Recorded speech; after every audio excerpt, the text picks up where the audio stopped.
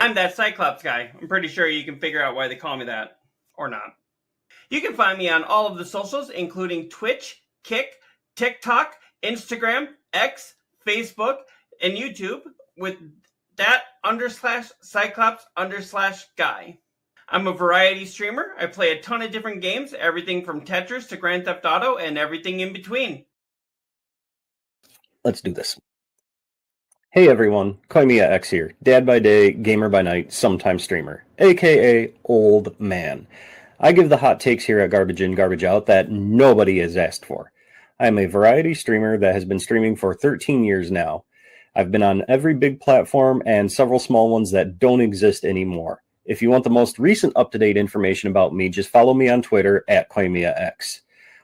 I like to collect autographed Funko Pops, football jerseys, and comics. What's up, losers? Neodeath here, and welcome to my graveyard. I'm the third host of Garbage In, Garbage Out. I stream on Twitch and then repost daily on YouTube, so go check those out. Fun little fact about me is I also love Lego. We've been having a blast doing this, communicating with fans, and also talking about gaming and entertainment news from the week. And we would like to welcome you to Garbage In, Garbage Out. Dude, you edited the intro. I just noticed that. Very nice. Very nice. So I just noticed that. I was like, wait, he said he was going to edit that, and I didn't notice you actually had. Yep, I just did it one day and threw it up here, and I was like, I'll just leave it there and let's see if they notice. I haven't been on here for so long. Like, you know. Right? I was like, wait, that's missing something there. Yep. Very nice. I approve. I need to redo mine, I think. I don't know. I mean, my video quality and my lighting isn't very good. I don't remember if I had my lights like I do now. Yeah. But I like what I say, and I'd hate to have to re-record it. I just hate that mine cuts off. I collect Funko Pops, football jerseys, and comics. That's why you told me to cut it off. You had nothing else. And that's like mine. Like, I say I like Lego, but I also originally said I liked board games too and would like to learn to stream those. And I'm like, fuck that. So I just cut it at Lego. Yeah. Very nice. Well, I don't like the way mine does, because like I said during our special report, mine almost sounds like a kid asking for Santa for something. You know, he's like, I like that. And then it's like, I saw that, yeah. I want a pony and a bike and a BB gun. Would you shoot your other eye out? Yes, I'll shoot my eye out. Wait a minute. Also, something we haven't done in a while. I haven't played this. Let's do this. I would like to welcome fucking shit. God damn it. Fuck. God, fuck. Fuck. Fuck. Fuck. Fuck. God damn it.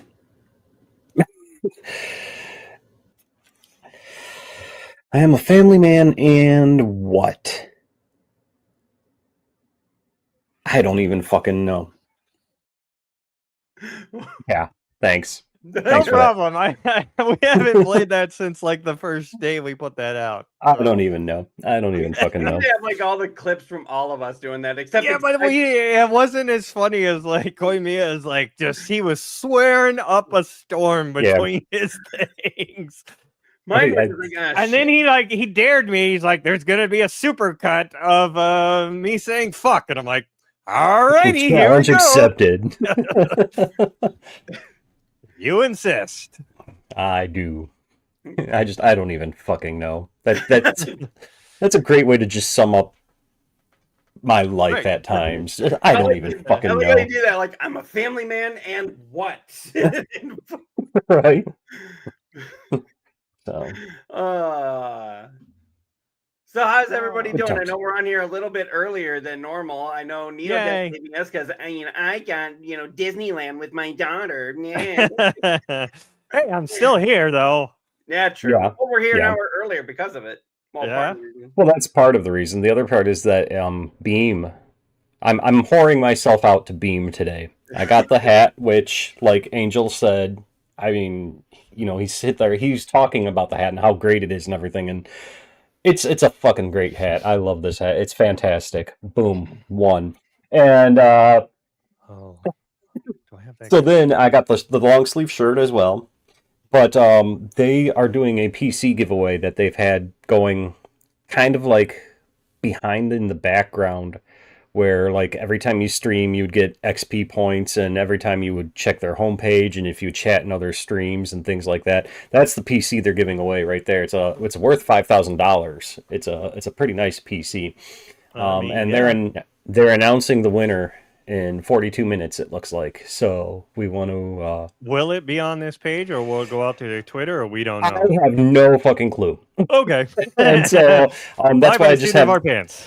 that's why I have this page bookmarked, in case they do decide to announce it on here. I'm sure they will announce it on their Twitter. Right. I'm hoping that maybe Angel will pop into our chat and tell us. I don't know. That'd be pretty damn cool if he did. Right.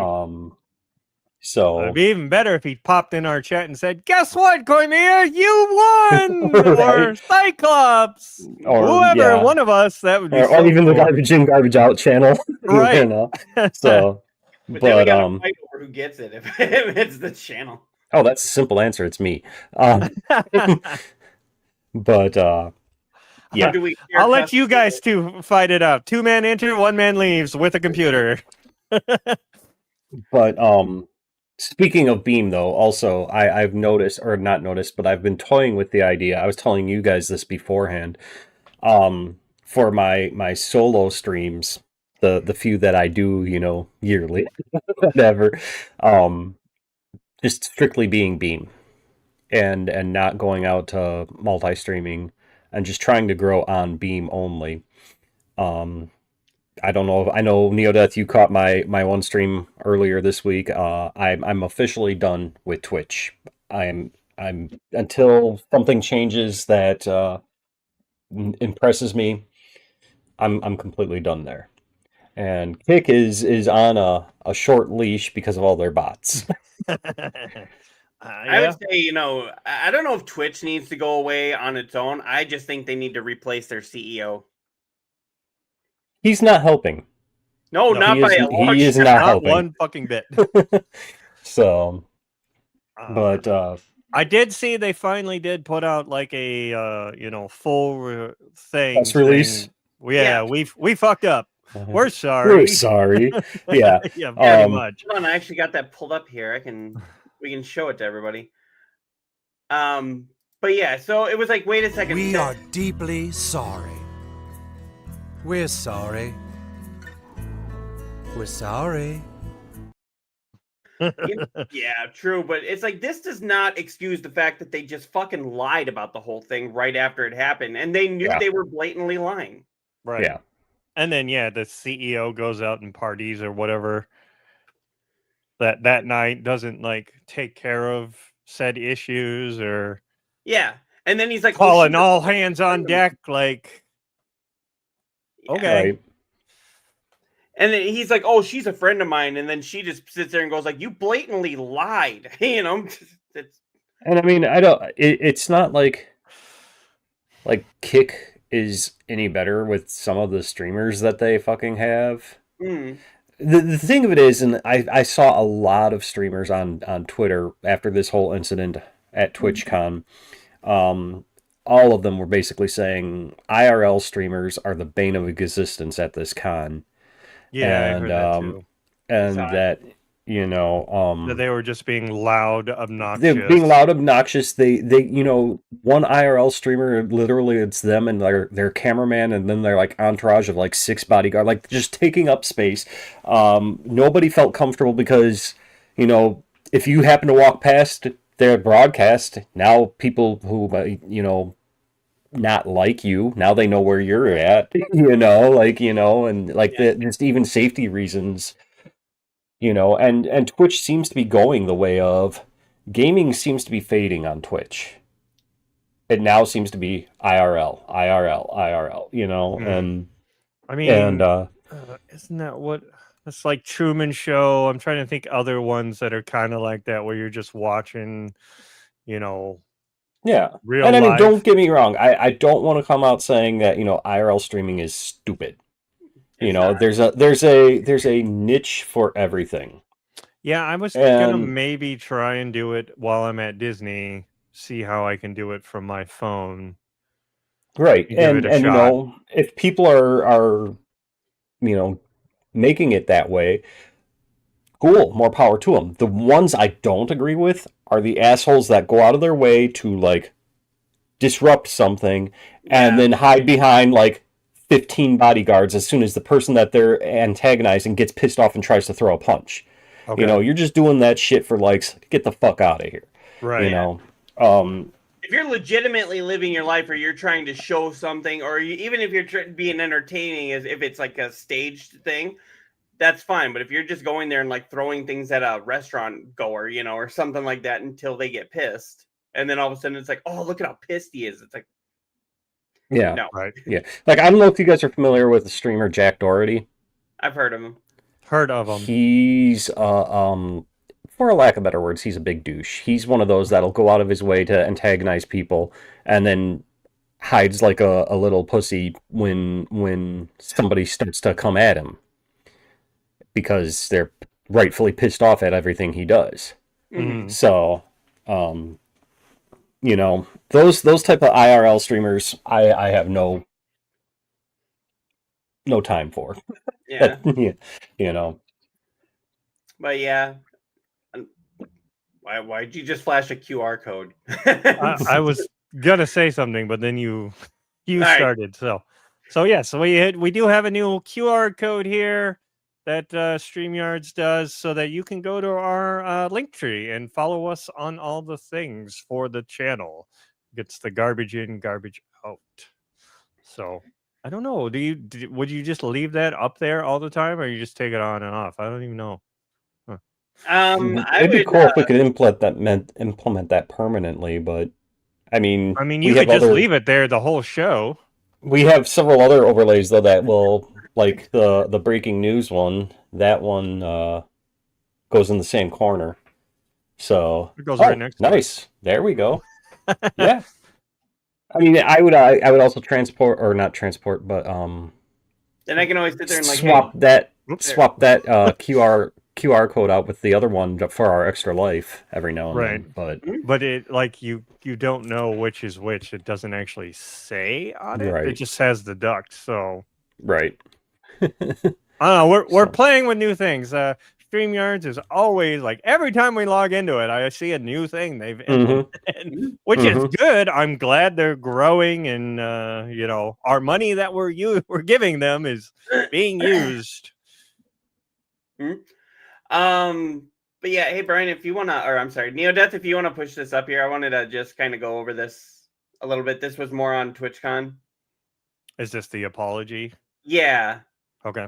this is directly from Dan Clancy. I actually saw this originally from Asmongold. Yeah, so did I.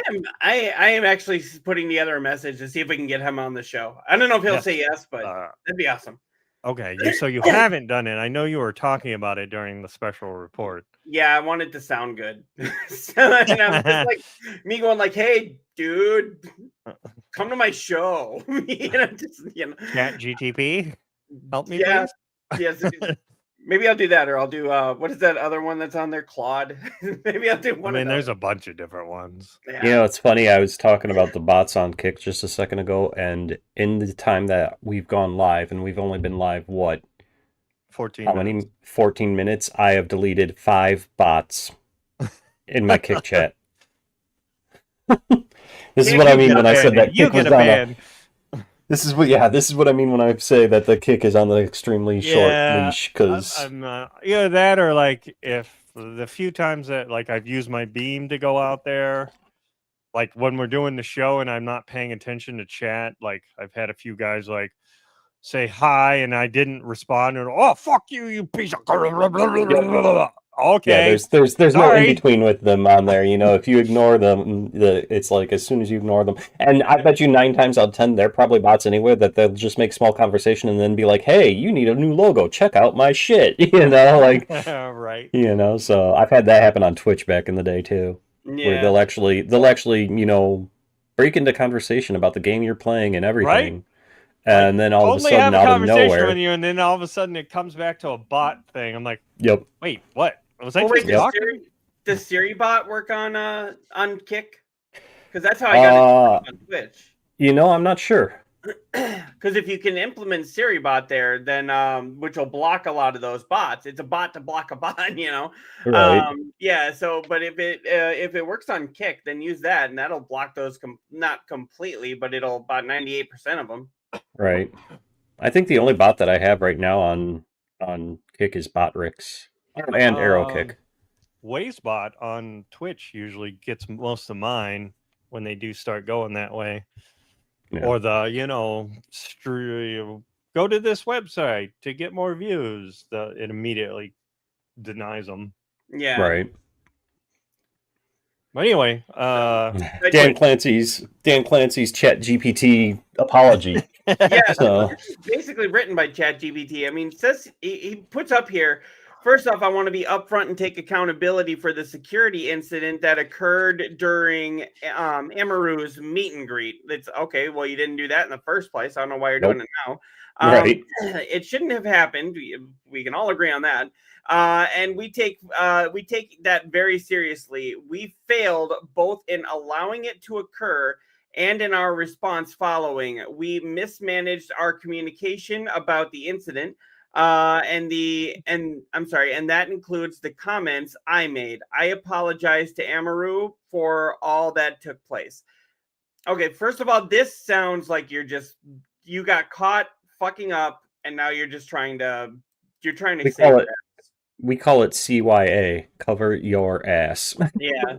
That's basically what this whole thing amounts to. It says what we are doing moving forward, meet and greets, we've begun a complete analysis of the incident that took place, as well as other issues that came to our attention after TwitchCon concluded. We're examining everything from how we do signups to layouts to increase security controls.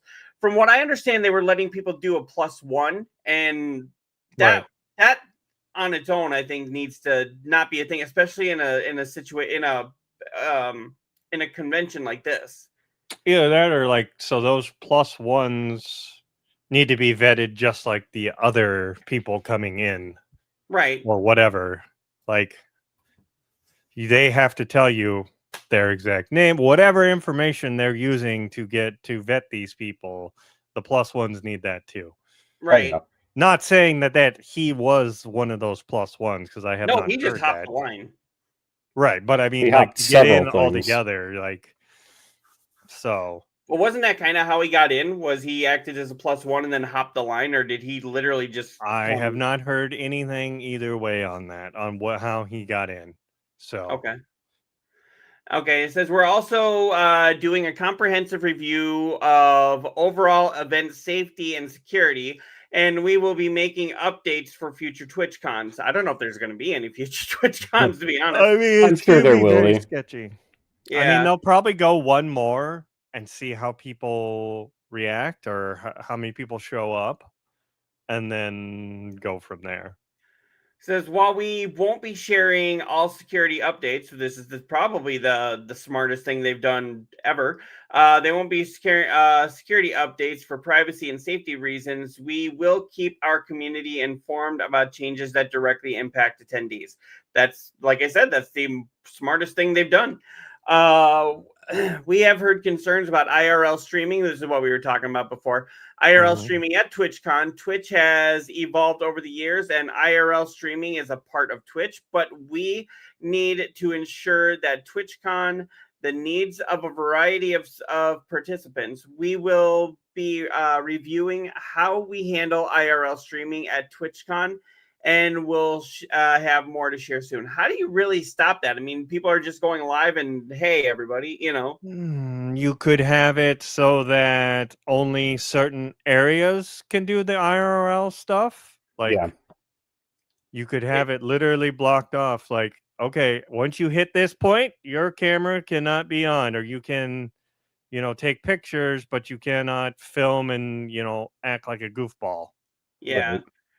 So, I but mean, it basically, kind of defeats the purpose, like, of the con and being there. I understand that, but yeah, I mean, if people are just going to act a fool to get views, then you got to suffer the consequences.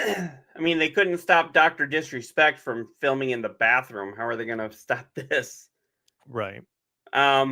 But anyway, finally, we got clear feedback on accessibility across the event. We're reviewing with our teams, including our production and venue staff, so that we're better equipped for future events. Yeah, I heard something where there was a guy in a wheelchair that was supposed to be part of some like a gaming thing that they were doing there, and they didn't have a ramp for him. So What? he had to sit there and wait for somebody to come up and like lift him and like carry his chair up and then carry him up. And I'm like, well, I don't know how he feels, but to me, that seems like that would be embarrassing. Yeah, Yeah. that's not Yeah. right. You should That's have crazy. accessibility for everybody. Especially since they knew this guy was coming and they knew he was in a wheelchair. Right. That's, what were What's they up, expecting? The guy Looker? would just walk up. Hey, Hey, Looker! hey, how goes it, my dudes? Good to Looker! see you again. Looks Yeah, like Welcome. You're watching on Facebook. Looker, let us know what you think about this kind of stuff too, because I want to hear what anybody involved in Twitch. I want to know what you guys think of this. And then the last thing that they say here is, you put a lot of trust in us by attending TwitchCon, and we take our responsibility to keep you safe seriously. We know that TwitchCon means a lot to a lot of people, and it means a lot to us. Be on the lookout for more updates, and thank you for being a part of Twitch, Dan Clancy. I'm sorry. This whole thing sounds like it's a cover my ass kind of thing. You blatantly lied about it right off the bat, and I don't know. I'm gonna stay on Twitch, but I don't think. I mean, we were so excited to go to. At least I was, to go to a TwitchCon at some point, and I don't know if I'm going now. Yeah, I mean, we were trying to talk about maybe going this year, but obviously nothing lined up. Right. And it's probably a good thing we didn't go, because Honestly, I don't it know. might I think I felt would like- have punched somebody if they got up in my face I'll be with their completely honest. in real life streaming. I didn't know who Amaru was until this whole thing. But if we Yeah. saw that happen there, I don't know, would we have even been able to like just stand there and watch it happen like a lot of people did? Or I wouldn't have. I mean, I might have actually. It's a hard To be situation. To be into. fair, it's easy to sit here now and say, yeah, I wouldn't have let that happen. right, but I'd be the in hero. the I'd moment, punch him out or True. whatever. in I the would've- moment, yeah. I think everybody was so Everybody's surprised just by it. stunned. Yeah, like, what the fuck is this dude? He did not just, what the fuck? What? And of course, we don't know with a lot of these Yeah. IRL streamers how many of those things are staged, and we didn't know. And I'm not saying she That could be staged a it. thing, I am too. not saying that at all. I'm just No. saying Right. you don't know when it is. Yeah. I mean, right off the bat, we could have been like, "Oh, that was staged." Oh, ha ha! Look at this. Oh, wait, that was real. Then we would have felt bad, you know. Right. So Yeah, exactly. between what happened with her, what's going on with Hassan, and all the terroristic threats he's making, I'm And when he's not shocking his dog, yeah, when he's not shocking his dog. Or did you see that one with those female streamers that were attacking that one male streamer? Like they were like grinding on him, like twerking on him, and he was asking them to stop, and they were like, "What, are you gay?" and everything, and they like just kept throwing themselves on him. And I'm like, "Hey, wait a second. If that was a girl being yeah, attacked, if the roles were that would be national reversed. Right. news." Slayer comes back here. I think they're covering their asses because they handled the situation all wrong. But at the same Mhm. time, I could care less because, like most viewers on Twitch, I'm never going to go to a TwitchCon. So, I mean, you're right. I mean, they are definitely covering their ass. So we'll see what they shake up in the next, couple months just with Twitch itself. And then, when they announce the next TwitchCon. Like I said, I think with all the shit that Twitch has been letting go and all the problems that they've had for years, because this is not the first troublesome thing to come from Twitch. I think with that, honestly, if Twitch wants to stick around, I would replace the CEO. At least the CEO, if not even more people at the top that have allowed it. That's the thing, though. They would have to clean house. Yes, and they would have to care. Like, Yeah. really care. Like, Yeah, well, that would require Amazon stepping in, also, I believe. Right. Well, Right. I heard that That's they what were, I mean. Like some the of the people parent in company charge. would have to go now. Yeah. But I heard that at one point, like they did have Amazon stepping in at this, but it was like one person was stepping in from Amazon, just one guy to sit there and go like, hey, it would be actually like, I think the CEO of Amazon would have to step in and go like, Dan, come on. Knock that shit off. And, you know, you don't go out partying after somebody was SA'd. Right. That does not look good for you or for us. But like I was telling NeoDeath last week when we did the breaking news for this, it seems like when they say they have a zero tolerance for this kind of thing, I'm like, no, this is like a high school where they say they have zero tolerance, but it's like a 50% tolerance. That's one of my points too. That's one of the other reasons why I'm done with Twitch is like, you know, why is it streamer A could do something and get a 30-day ban, no appeals. Streamer B will do the exact same fucking thing, get the 30-day ban, and within 3 hours they're back. Yeah, Right. didn't that happen with Instituted. Hassan? It's happened with a ton of different streamers different where people, yes. the bigger named money makers get a little slap on the wrist. Oh no, knock that shit off, you know, and boom, they're back doing it within 3 fucking hours. You know, there's no consistency in the punishments given at Twitch. Right. Yeah, and that's part of the reason why I was like, I don't know, do I want to go to any of these events now? It's like for a long time I'd have been like Twitch. Now I'm just like, do we want to or not? Right. you know, I'd kind of rather go to some of those other conventions we were talking about. Oh, I'd love to go to DreamHack. I still would love to go to DreamHack. DreamHack. I mean, that's the end of this month, right? Yeah, that's like this weekend coming up. Right. I'd love to go to like San Diego or New York City Comic-Con, you know, those big ones. I know Yeah. Comic-Con in Madison, Wisconsin. I know that there's one in Atlanta. There's all over the United States. I mean, I've been to the one in Chicago. I was Yeah. at C2E2 in Chicago, which is essentially the same thing. Right. So I would really love to go to the Chicago one. Did I tell you about how I almost met Stan Lee, though? Yes. Yeah. Yes, you did. Yeah. Okay. How long until they do that giveaway? You got 30 minutes. 30 you- minutes. Or 20 20 minutes. minutes. Sorry, my bad. Yeah. So we can do a couple articles. Also, I want to thank Slayer. Thank you, Slayer, for hopping on and watching. I appreciate it. Mm-hmm. It's always good. And Looker, good to have you here. I'm glad that you're getting your computer back up and running. And I know you said that's going to take a while for you to get everything reprogrammed, but you know, hopefully it's all going well for you. Yeah. And it sounds like Dingy was your IT guy. So, there was some other stories here we can go through until they do that giveaway here.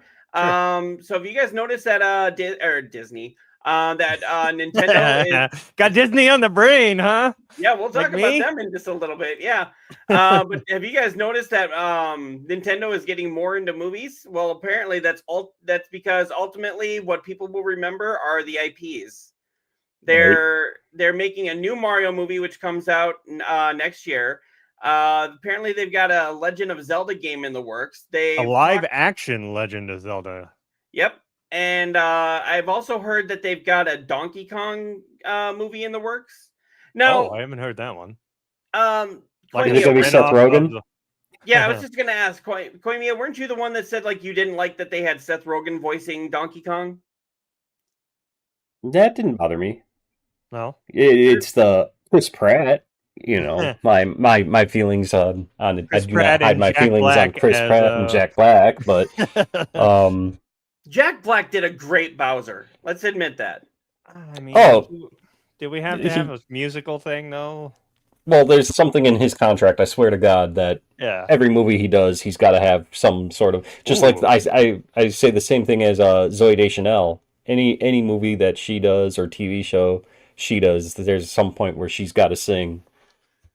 Yeah. Well, it You seemed know. like it was Slayer like that brings for up a Will good Smith thing. So role. when does a Metroid movie come out? That's what I'd like That to would know. be fucking awesome. Okay, so who would you want to play Samus?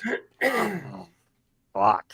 I don't know. I would say not See, Anya here's Taylor-Joy. the thing. Like, I've seen like a mock-up of it where they did it like a retro 50s, 60s one, and someone just put it together as a trailer. I Mhm. think it would have to kind of be in that vein. I think it would be really cool to have that. But then would it say would also Amanda be to be Seyfried. very futuristic, I don't know. I don't know who Future would- retro. That's the phrase Yeah. that I heard thrown around for the Fantastic Four movie. We finally got around to watching that. That's a Yeah. good movie. But I liked it. yeah, well, I enjoyed that one. Yeah. Yeah. Did you catch the Stan Lee cameo that they slipped in there? Terry Crews. Those Samus. Yeah, well, when they're in the 50s, you actually, if you look at one of those buildings, you can see which is definitely a CGI version, but it's Kirby, Oh, or I'm yeah. sorry, Steve Ditko and Stan Lee looking out, and it's because that was a reference to them saying they want these heroes to be the kind of heroes where you could look out your window and you could see them, Mm-hmm. and And that it's was also, them I think standing it there says looking out. the old branding or whatever that the comic used to be before Marvel. Yeah. I Yeah. can't remember the name of it off the top of my head. Pedro Pascal, I think, is getting way too overexposed, but at the same time, I'm like, yeah, but he was good as Mr. Fantastic. Yeah, I mean, I just watched a video from Screen Crush about that where he, rewatched it again, after it's been out of theaters and whatnot. And he's like, none of the characters have any growth in the movie. They Mhm. don't have a struggle and then they, overcome it personally, besides just, taking down Galactus. Like, there's no character development at all. So it was very safe, contained, they're missing the origin story. They briefly touch on it, but they don't show it. Do So we it need the kind of origin doesn't give story then? you, huh? We've had the origin story twice. Do we need that? I understand that, but like it kind of takes away from it. So you don't see that these people were, especially Ben, you don't see really that he was human and how he was before. And then you just immediately go into him being a thing. And he kind of has he's sad. He doesn't want to be the thing, when he's looking at the screen, seeing the flashbacks. But then that's it. Then he's like, oh, okay. I'm all good now. And there's no like back and forth between Johnny and the thing like there normally is. So there's no internal struggle, is what you're saying. Right. Yeah, it was a very safe movie. And then, after I watched that, I was like, yeah, thinking about it, it was great. I won't take anything away from it, but it really didn't push anything on any character. So, and I'm just playing devil's advocate here, but with that, you remember when Spider-Man was first introduced, they didn't have a whole origin story for him, but because they kind of still gave him an internal struggle of his real world. He still has his Spider-Man loses. Right. He always has his internal thing. Like, I've got to get to school. I've got to get to work, pay rent. Well, that's later this time. He's going to be, having to do that. But like, he still has those struggles of everything. And yeah. But yeah, if you don't know what I'm talking about, go check out Screen Crush. And check out that video. It's a pretty good video. I mean, I agree with you. Toymia, you said you just watched it this weekend, or It wasn't this weekend, but it wasn't too long ago. Yeah. For whatever reason, my younger son is all of a sudden on a huge Fantastic Four kick. Oh, it's probably because the movie was advertised like. I don't know. I honestly, I do not know what brought it on. And now he's going as Reed Richards for Halloween, and all those Lego builds now is Fantastic Four shit. Like he's even doing custom Legos and stuff that he's building things with clay, and I mean he's a very creative kid. Don't get me wrong, I love it. Just out of nowhere, I'm like, where did this come from? Oh, yeah, why all of a sudden Fantastic Four? Was Yeah, it after the movie or before the movie? It was before the movie. It was before the movie because he actually watched the previous version Okay. that came out with like The original with Chris Evans as Johnny Storm? yeah, that Okay. one. And he absolutely loved that. And then he was like, "We got to see the new one. We got to see." So we watched the new one, and You didn't let him watch just- Deadpool and Wolverine, did you? nope, not yet. No, yet. they have not seen. They have not seen that. But just say out of maybe nowhere. hold off on that one because of and some things that happened in there. Yeah, I mean, it's Deadpool, yes. but yeah, I don't know. I mean, again, don't get me wrong. I love the fact that both my kids are nerds.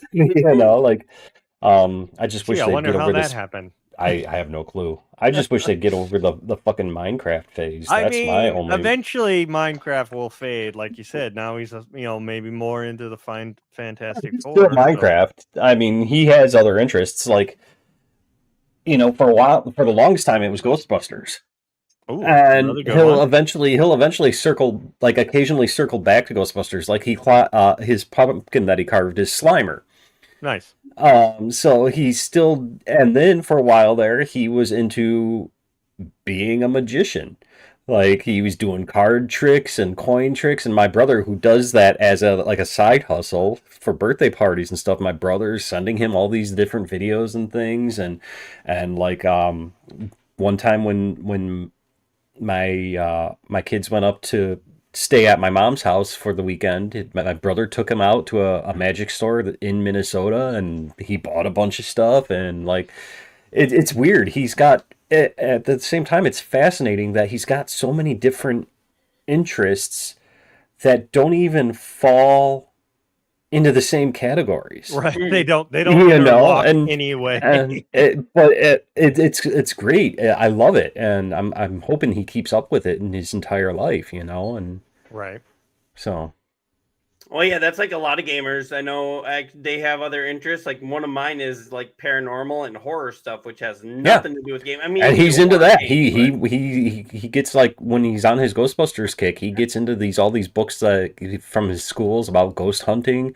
He reminds me kind of me when I was that age, because I was always bringing home books about like Loch Ness Monster, Bermuda Triangle, UFOs, shit like that. Now he's bringing home the same books that I was reading when I was his age, and I'm like, this kid is going to be me.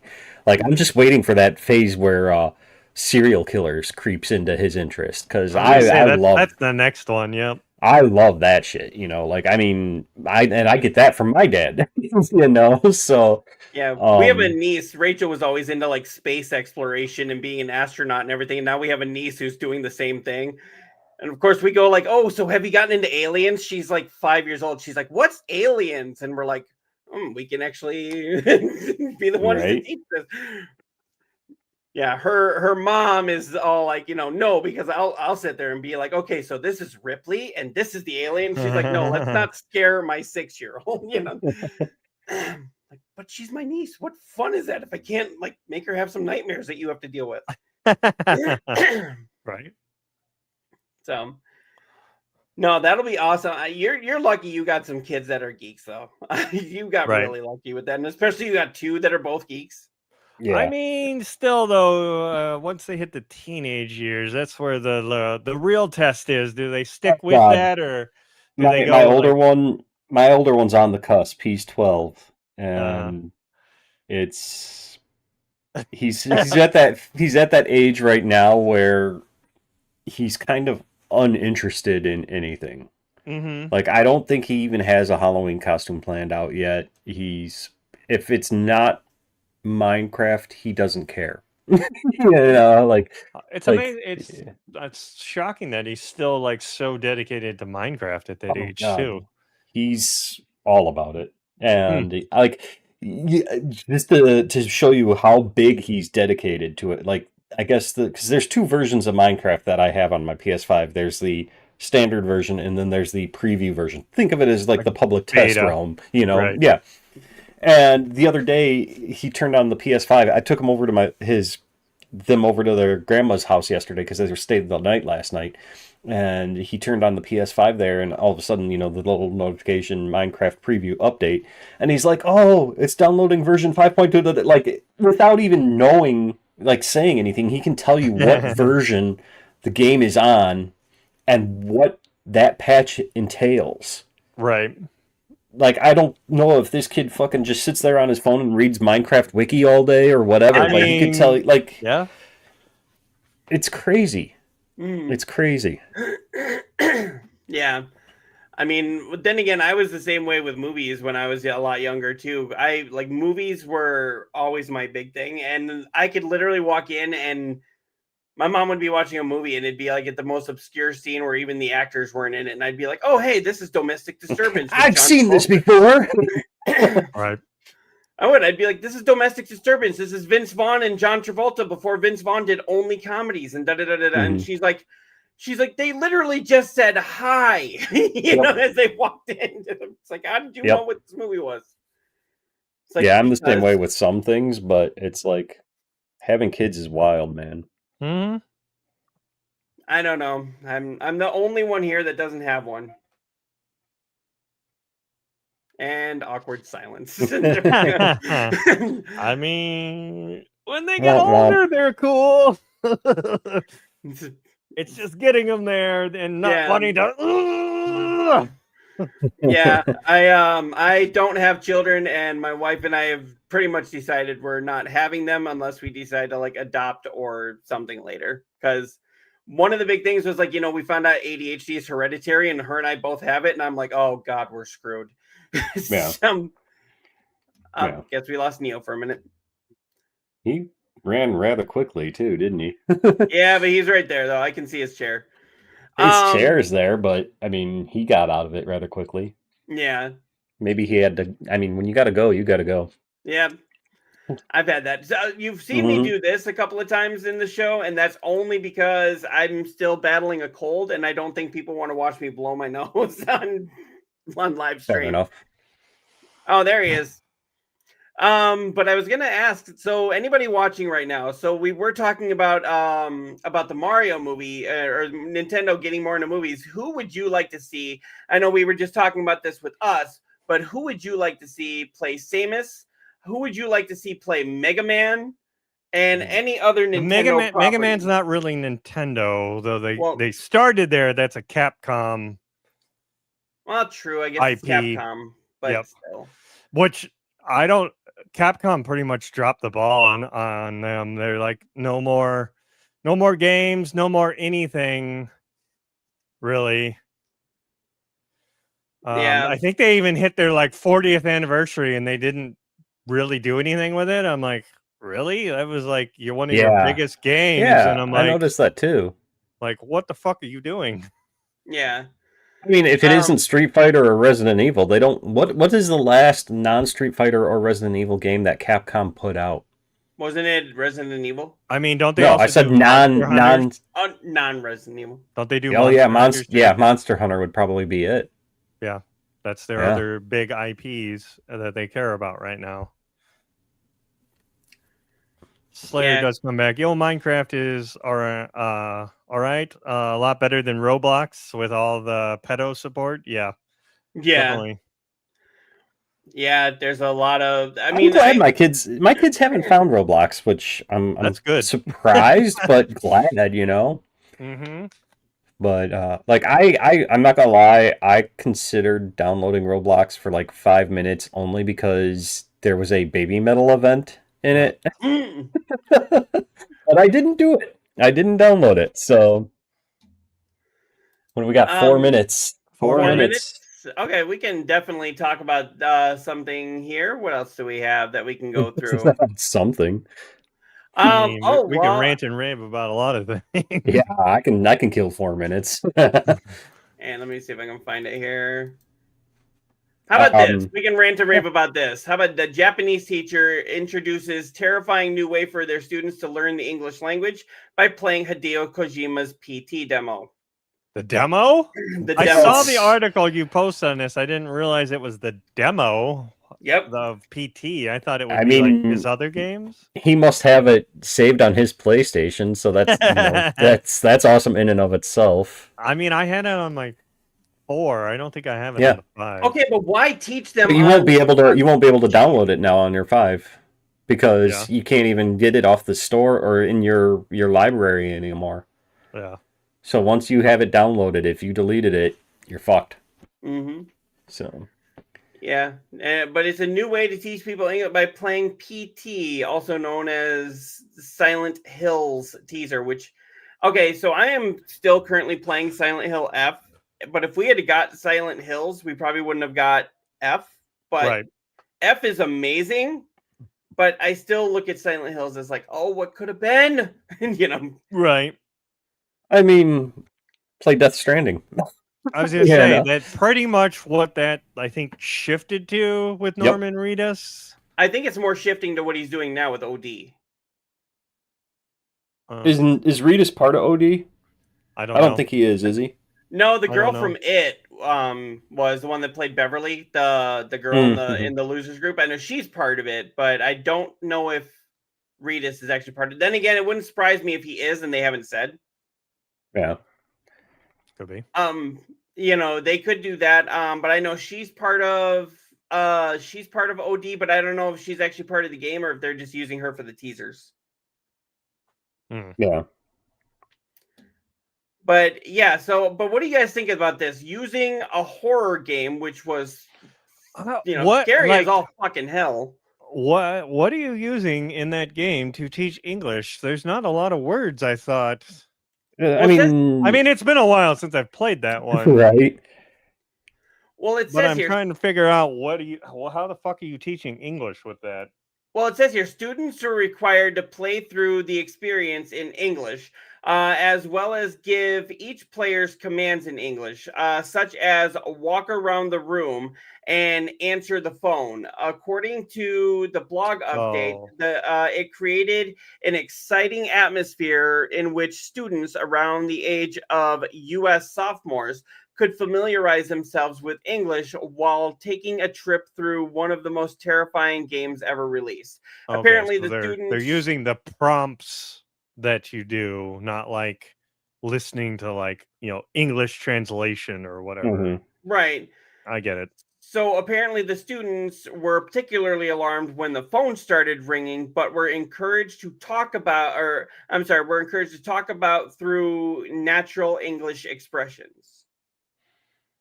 Yeah, that's pretty dating right there. 2015. Jeez, it's been that long. Yeah. Yeah, it's been 10 years and we still talk about it as if it was yesterday. Right. Yeah, it brings up the OD right there. Yeah. And then here the free-to-play demo was then scrubbed from 45 seconds. Network. So clearly this teacher had a forethought to preserve their saved copy for over a decade. I mean, interesting, but I don't know if that's necessarily the right way, because I mean, you're going to terrorize your students and say, well, at least you learned a new language. Right. Like, I mean, maybe it gets in your brain faster if you're terrified while doing it. I mean, there's a game on Steam that I've seen that I've wish listed, and there's a demo. I haven't played the demo yet, but it was like it's an RPG that teaches you Japanese while you play. Okay. And, 8 seconds. It uses like sprites like a Super Nintendo version of an RPG, but I thought about, checking it out. All right. Watch winner announcement. Okay. All right, and here we go. This is breaking news. So is this pre-recorded or? I have no idea. Hi everyone. Nope. I'm Theodore Looks like it's live. Atroshenko, the co-founder of Beam. And with me today is Angel Munoz, the other co-founder of Beam. Hi Angel. Hi Theodore. Our latest massive PC giveaway had tens of thousands of entries from all over the world. And today we will announce the one winner. That's right, Theodore. And before we announce that one lucky winner, I would like to thank our great sponsors, Alexander PCs, Bits Power, and Logitech for their amazing support. And of course, also the almost 250,000 members of our global community who give purpose to everything we do. So Theodore, I think the moment has arrived. I think so It looks too. like he's wearing the same shirt as I you. will now randomize all of the If it's entries long stream and or, select the winner. Yes. Short. Is it? Yeah. Yeah. What happened? Okay, He's we have the randomizing winner. it.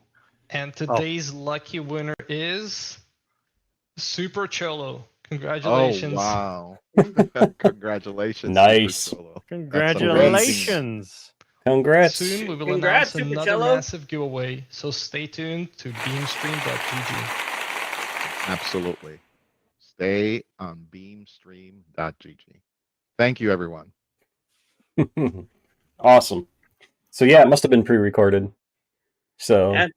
And congratulations to the winner there. Was that Super Cello? Super Cello, yep. Congrats. That's an awesome Congratulations. name too. See, and Must be a that's what I Cello love fan. about Beam too, is you don't see Twitch giving away fucking PCs. You don't see Kick giving away PCs. I know that some streamers that I've had in my circle on previous platforms, they do not like Beam.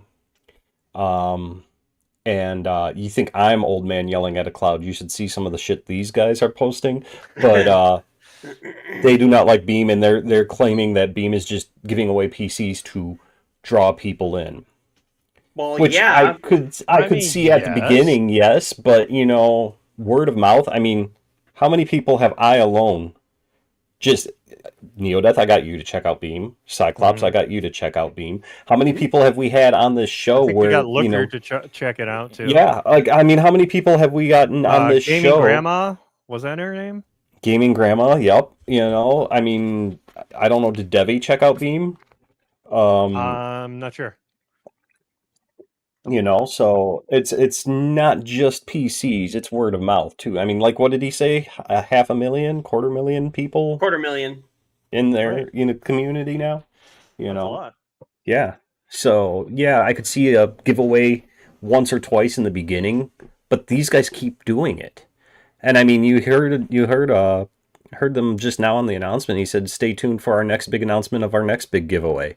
You know, so I mean, And didn't he say he was going to do some announcements on when he comes back on our show too? So I mean, we Angel, already yeah, have it. I'm sure. Yeah. I'm sure Angel will. Yeah. So I mean, you know, And yeah, that's another service that's constantly they're adding more, they're getting, newer things and features and whatnot. So and I mean, also, I mean, look at Angel alone. You don't see Dan Clancy going on random streams to talk, just you know. hopping into a random person's stream. Well, wait, and saying he hi. does, but you have to be like a 20-year-old chick with huge boobs. It seems like, you know. Right. I mean, I got maybe the huge boobs part, but I mean, I'm kind of fat, so I can, But yeah. Could wrangle these into a bra and see what happens. Right. Yeah, but I mean, you had that stomach stapling surgery. You're losing yours, you cheater. But seriously, hey, I've got a good A cup now. Leave me alone. All sizes matter, damn it.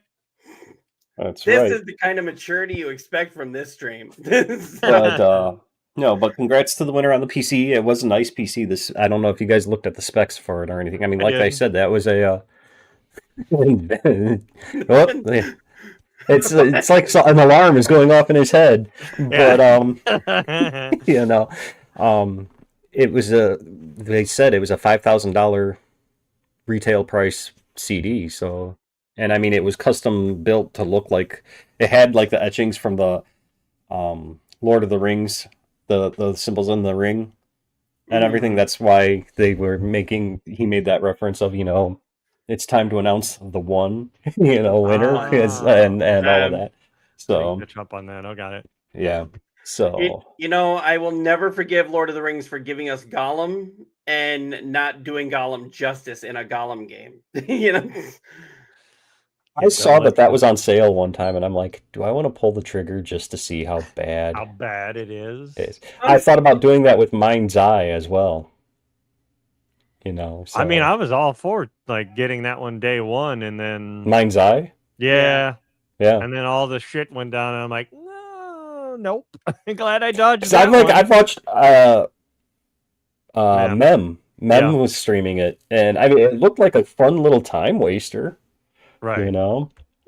I was excited to get Gollum the first time it came out, and I was like, oh, so you get to choose between Gollum and Smeagol, and the two personalities in his head, and it could adjust the story whichever way you decide to go. And then all of a sudden it was like, wait a second, this is shit. and Neo's gone again. Is it just because I was talking? What? God damn it! Stop it! Stop leaving, Neodeath. Either that or he just really had to go, like we talked about before. So while we're waiting for him to come back, we can continue on with some of these stories here. There was one. Oh wait, can you hit the button there because he can't? Yeah, as soon as you put up the actual story. Yeah, well, I got it up. Yeah, I brought it Wait, up.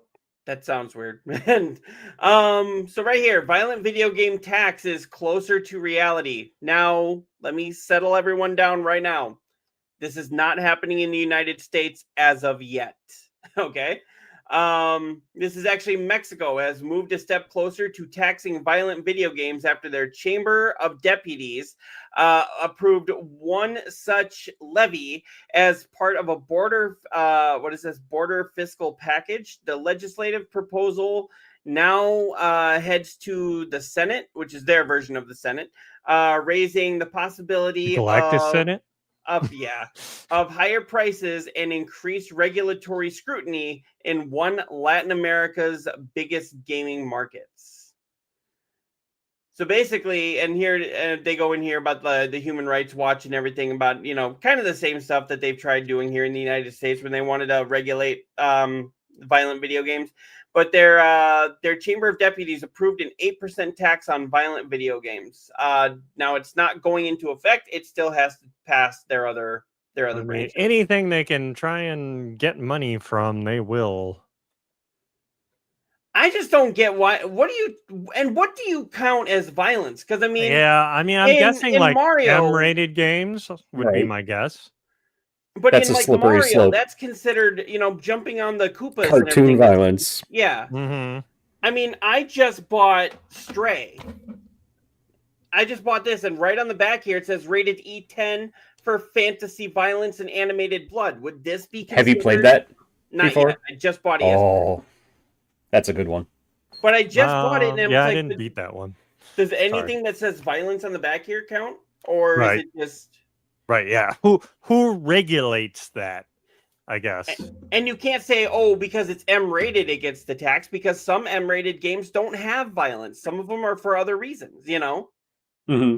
Swearing or whatever. Mm-hmm. That I want to know how they're planning on breaking that down. Yeah, like I said, it's a slippery slope because, what one person considers violence, the others is just like, really? Like, using Mario as the example. Right. So. Yeah. So, I mean, and hopefully this does not pass, because if that passes in Mexico, that could be a hint to other countries, hey, do this. And then watch the video game prices go up again. You think $80 games is going to be, is a big thing to bitch about, but this is going to be like $120 games because they got to pay for that tax, and they're already talking about $100 games. Mm-hmm. Yeah. I mean, the tax is kind of like, what they threw on cigarettes or keep throwing on cigarettes, and it keeps going Right. up and up and up, and everybody's like, "Oh, stop when it gets to," and then they just keep smoking. Dude, you would not believe the amount of times I hear that at work. Oh yeah. Of I'm sure. I said it was going to. I said I was going to stop when it was like, $12. I said I was going to stop when it was this, and da da da da da. And it's like, Right. no. Nope.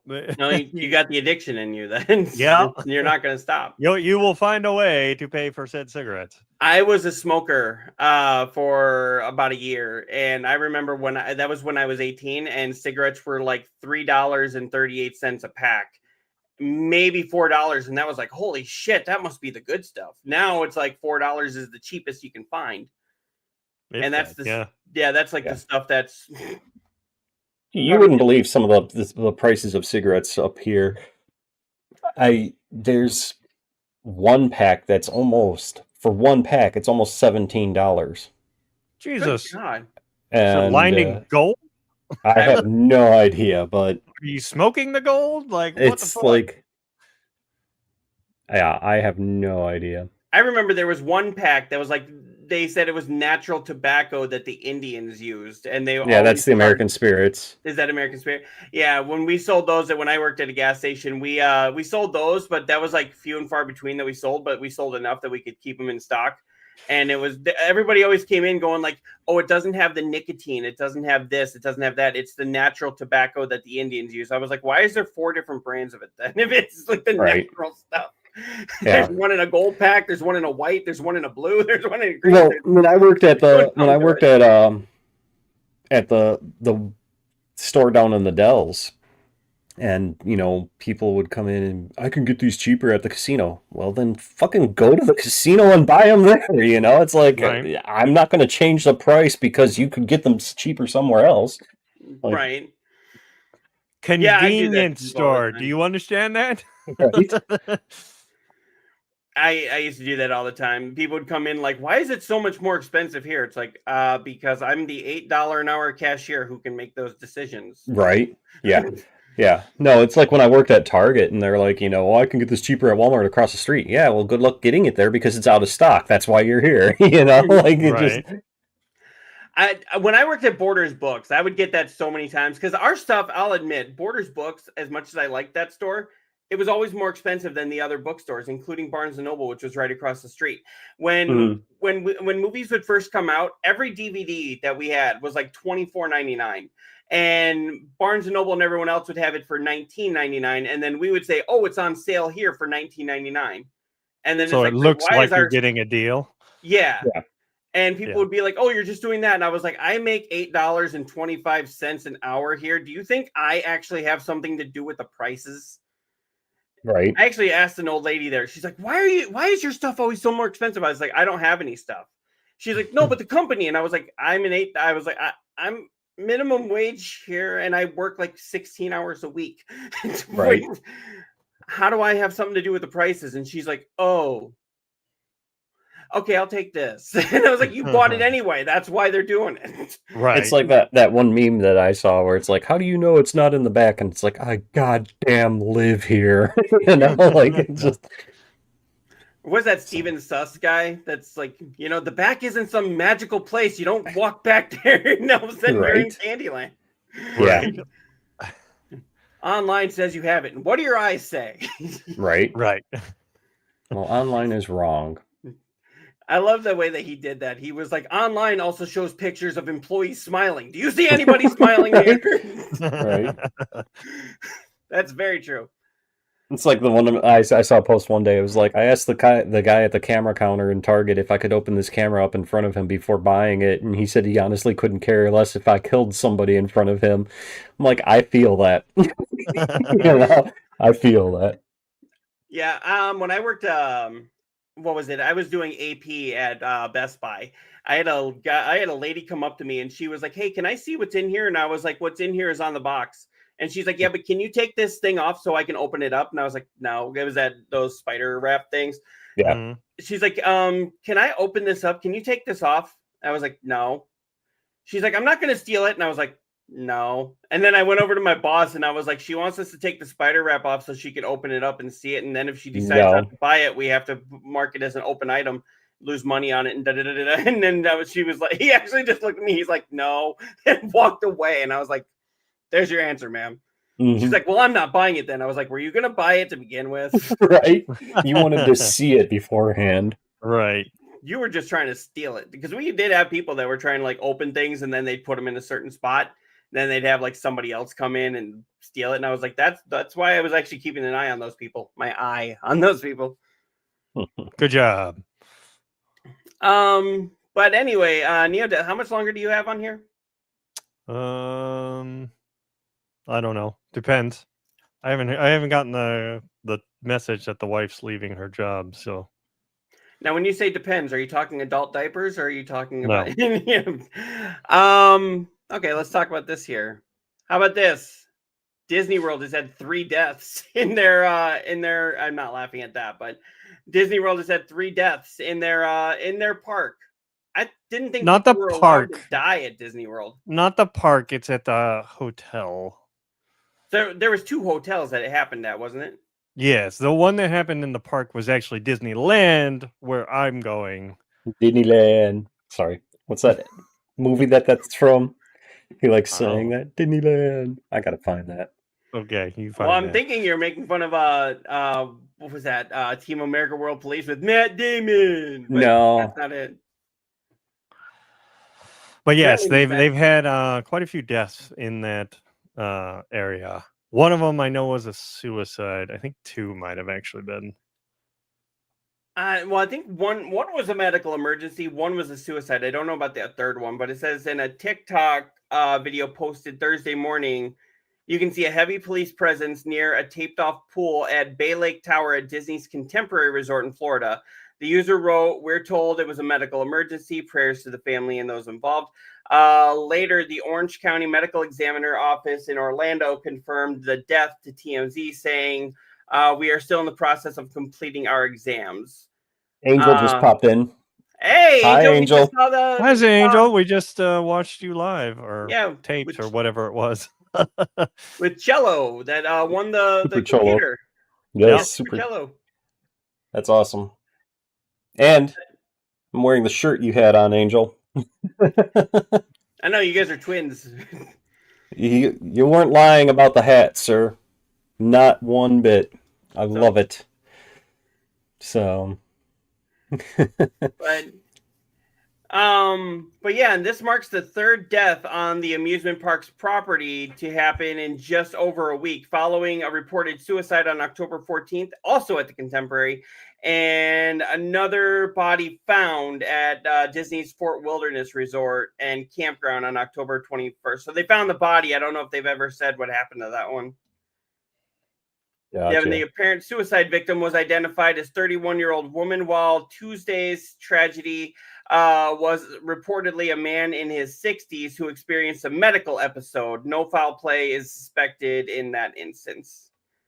Now, I mean, this follows reports of guests at Disneyland, where Neodeath is going, in California, who was found unresponsive on the Haunted Mansion ride. That's what we were talking about before. Yes. On October 8th, the paramedics reported the woman in her 60s was pronounced dead at the hospital. So I don't know if she died at there and she was just pronounced dead. They at will the never hospital. say that they died, on the ride or in Disneyland. It's always at the hospital. Hey, Cyclops. Mhm.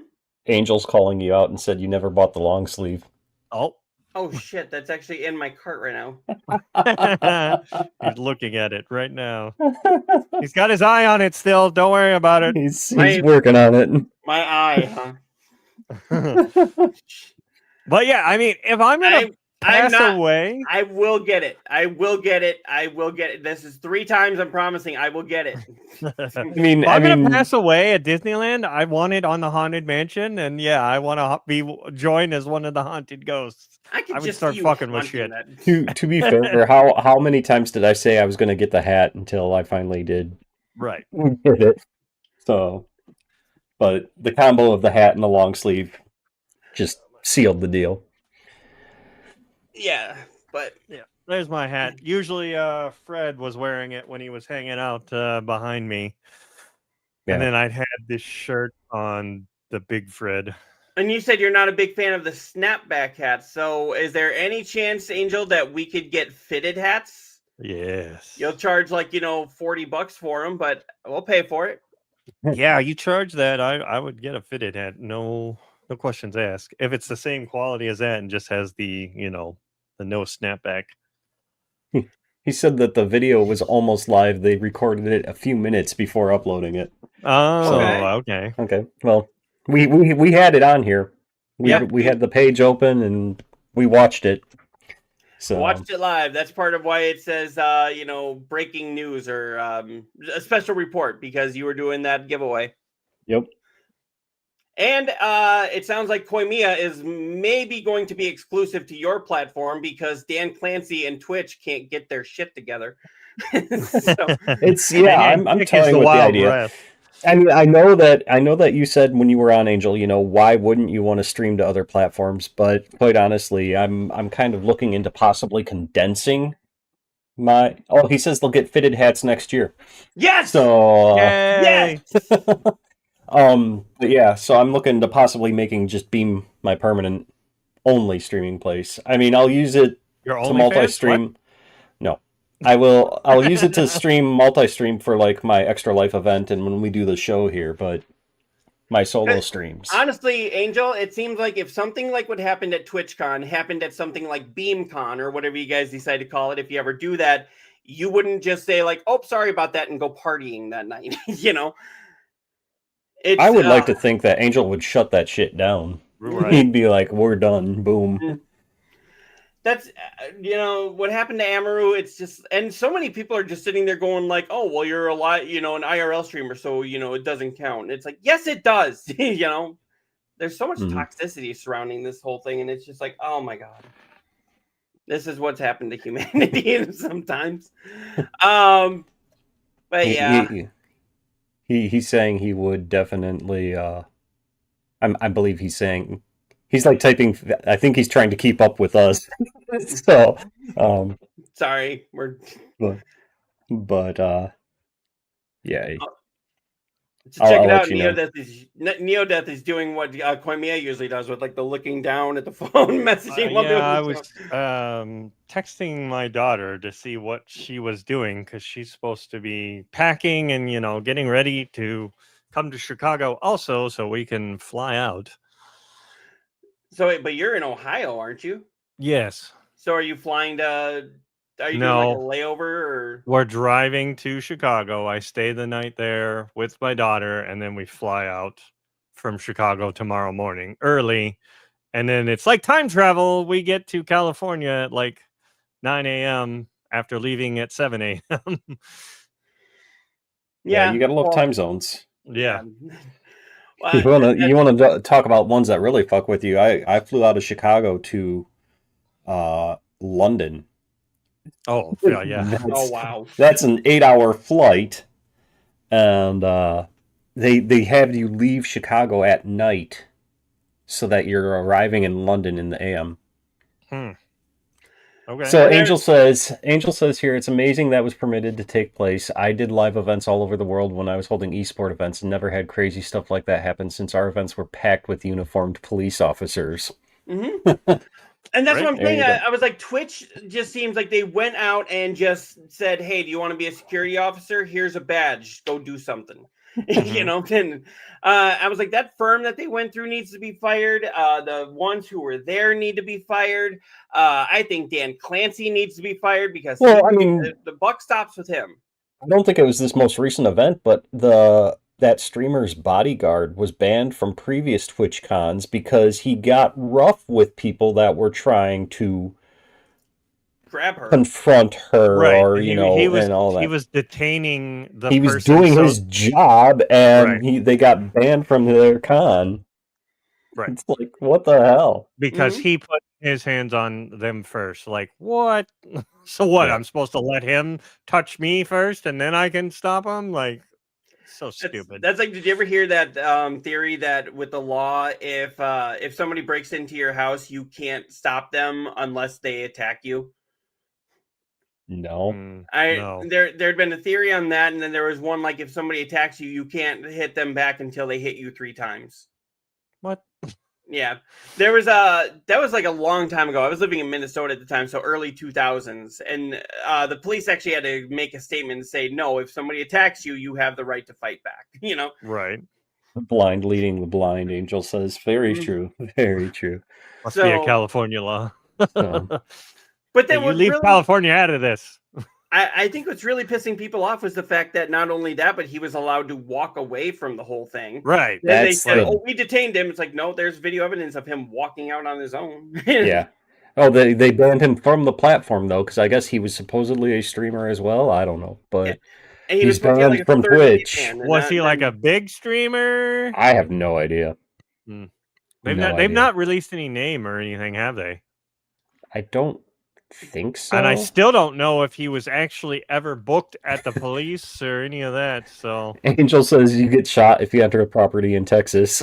yeah, pretty much. Yeah.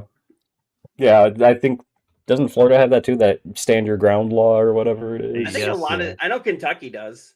So Because when my car was broken into, I asked the cop, I was like, so if I had seen this, would I have been able to? And she's like, well, we do have the stand your ground law. You have the right to protect yourself and your property.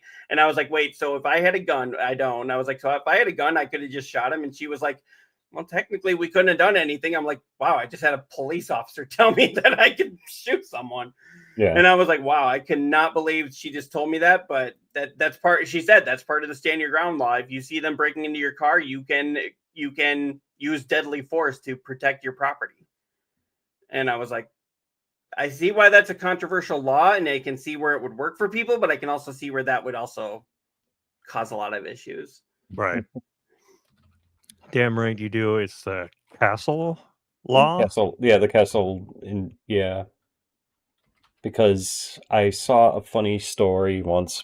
There was a guy who was like, oh, I can't remember. I'll have to see if I can find it. Okay, this is actually the second time Amaru's been attacked at Yes. TwitchCon. So a man attacked streamer Amaru at TwitchCon in San Diego on October 8th of 2022 by running on the stage during a meet and greet and trying to kiss her. So it was another time. And then it's a security and her the manager same escorted thing. him away. Mm-hmm. Yeah. And it's the same place because they were both at San Diego. Yep. So maybe that venue is not the venue to go to. Go to Anaheim. That way you can go to Disneyland too. Yes. Okay, yeah, I was looking up here, like if they ever released the name of the person who attacked her, but don't trust Google AI. Angel said here that several Beam streamers told him about the crazy incident at TwitchCon, and they told him something crazy went on with Kick streamers at the event. He said, but he did not ask for details. I've heard about that too, where at several TwitchCons, Kick streamers will come and try to, basically disrupt the whole thing because they don't feel Twitch is like for them anymore and that Kick is better, and so they just go and cause crazy shit just to say that they did, I guess. I don't know, because morons. Yeah. But like that scene in Blazing Saddles, morons. Yeah. But yeah, I've heard about Kick streamers disrupting Twitch cons, not just this most recent one, but previous ones as well, especially when Kick first came out. Yeah. And yes, that is wrong, Angel. I agree. It's very wrong. That's and what is Slayer saying here? AI overview is always wrong. Yeah. Don't trust the Google AI. The thing that gets me is with streamers, and we're all there to do the same thing. Mm-hmm. Entertain. Mm-hmm. Why the constant, this platform is better than that platform, this streamer is better than that streamer, I see, I try to stay out of it, but I see, because I follow several streamers on Twitter, and I see some of the beef that these people get into, and 9 times out of 10, it is the most petty shit ever. And it's like, just, all kind of controversy also drives people to watch. Well, yeah, definitely. The Eminem thing.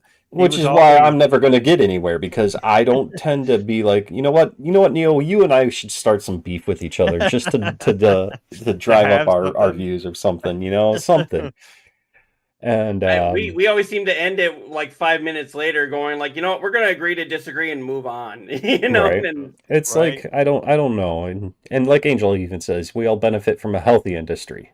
Mm-hmm. Friendly competition, a little trash talking back and forth between friends is fine, even between like friendly competitors. I mean, that happens all the time. I mean, look at the sports world.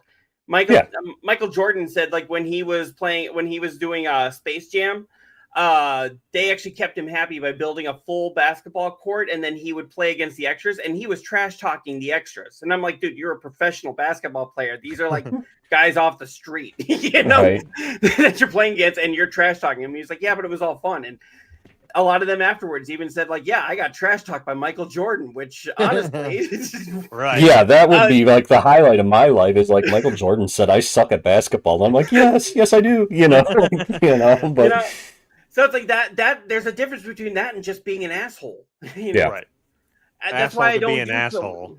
that's why I don't do so much Kick, because it was like one time I was on there and I didn't respond to somebody within 30 seconds because I was fighting a boss or something, and then all of a sudden I looked on and they're like, "Oh, this stream sucks. Come over to Yep. this one." That's one's so what much Neo better." was saying too. Yep. And that's one of the reasons why I like I said, I left Twitter. I left Twitch. Kick is on a very short leash, and that's one of the reasons why I'm seriously contemplating just making Beam my main home, and occasionally multi-streaming the other platforms, because as you can clearly see, I'm all in on Beam. Angel, you have Nope. created a very awesome environment. I know that you can't help everything that happens on there, but you have created an awesome environment that people can actually feel comfortable and feel, I don't want to say safe, but yeah, safe. Mhm. I agree. I don't want to say safe, but I'm going to say safe. It's like, Right. I'm not saying it's aliens, but it's aliens. Aliens. That guy. I But, love how they have all those alien things on the History Channel. It's like, okay, oh God, really? yes. We have this on. Yeah, History getting is back to my popular. 8-year-old, I'm waiting for him to find that too.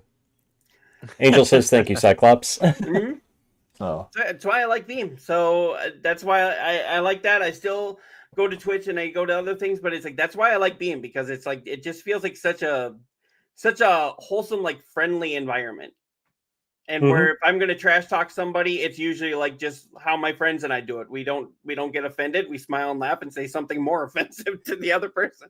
Exactly. In Exactly. fact, actually, I think I've told you guys this. The first time my wife met my friend, who he's been my friend since probably end of kindergarten. She thought we were fighting because I just walked in. I walked in and I started insulting him. And of course, he started insulting me, and I started insulting him, and we got really loud going back and forth. And she's like, "Wait, why are you guys fighting?" And we're like, "This is just our brotherhood." We're not. This is So, like, we're not. this is how we love each other. And she was like, "Oh," and then it was actually his wife stepped in and goes, "Rachel, they do this all the time. You just kind of got to let it go." Yeah. So, Yeah. but anyway, more Disney talk here. Disney took it over and they gave it their own vision. Now, this is actually George Lucas talking about Star Wars. Say what you want about Star Wars. Disney has kept it going, but not always to the best degree. When they started saying like the Force was female, I was like, the Force is a genderless entity. And it's, don't do that. But Midi-chlorians. Yeah. Yeah, his instinct to manage Star Wars 13 years after selling it up. Basically, he's saying he's washed his hands of it, which is kind of great and kind of sad at the same time, because it's like, Star Wars is nothing without George Lucas, and the reason people know George Lucas is because of Star Wars. Right. Yeah. But at the same time, it's like he's washed his hands of it. When Disney gives you $4 billion and says step away, honestly, I can't say I wouldn't take the same deal. Like, okay. Right. I'm set for life now. I mean, he was already set, but yeah, that just icing on the cake. And yeah, then it's their baby, and they can do with it what they want. And I know Mark Hamill and I want to say even Harrison Ford have said, killing off the main trio in the newer Star Wars movies was not the best thing to do. I can 100% agree with that. I mean, it shocked the audience, but then you also pissed off the audience, Right. Yeah. I mean, well, Carrie Fisher's, they had to, obviously, because what happened to her. But then, yeah. But like Harrison Ford has been wanting to get his character killed off, so he finally, had it. And then, Right. yeah, I don't think they needed to do the Luke one. No. Like, he could have been, like, continued being a mentor to the future Jedi. What I would have really liked with that one is if they'd have kept him alive, and yeah, if he'd have still been a mentor, but they were kind of showing where they could have done a redemption arc with Kylo. Right. And it was like he could have shown him that, the good side of the Force, Right. And And there was talks about like a solo movie for him, like that that actor wanted to do, but then Disney's like, nope, we don't want to do that, or something that just Yeah. recently came up. So Angel there, just oh, go ahead. Angel just came in, said G Tribe is the safest and least toxic social media in the world, which I don't know if you guys have checked out G Tribe. I'm not. on there. I need to do more on there. I need to make more of a presence on there. But what I've seen I do like. So I do agree with that. And he says Beacon is the most secure and highest quality video conferencing in the world. And Beam is the most streamer focused and most fully featured live streaming platform absent of bots and nonsense.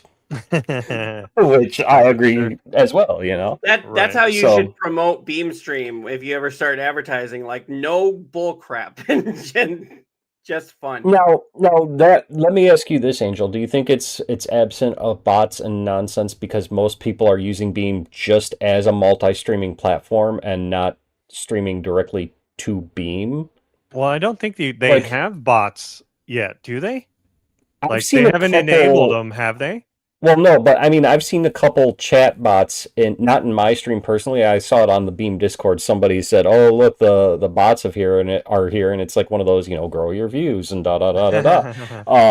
Okay. But I don't know if that was, now that thinking back on it, I don't know if that was actual Beam chat or if that was like another channel in the Uni chat. Right.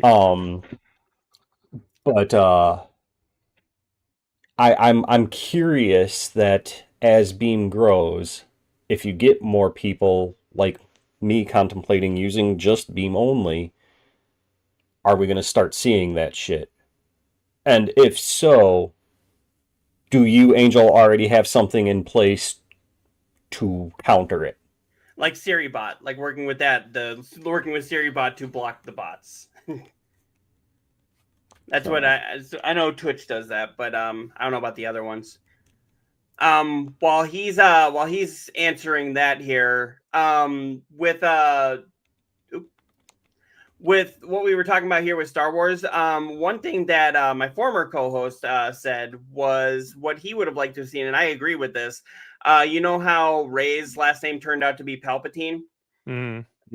What if instead of her saying that her last name was Skywalker at the end, she owned the Palpatine name, and then she kind of had to deal with like a sins of the father kind of thing because the whole galaxy hates that name, and then Right. she was set out to say the Palpatine name doesn't have to be synonymous with death and fear. It's the Palpatine name could be synonymous with hope. And I then can see she that. I mean, worked with them. They're And then doing new ones with her, right? So maybe they're gonna do that.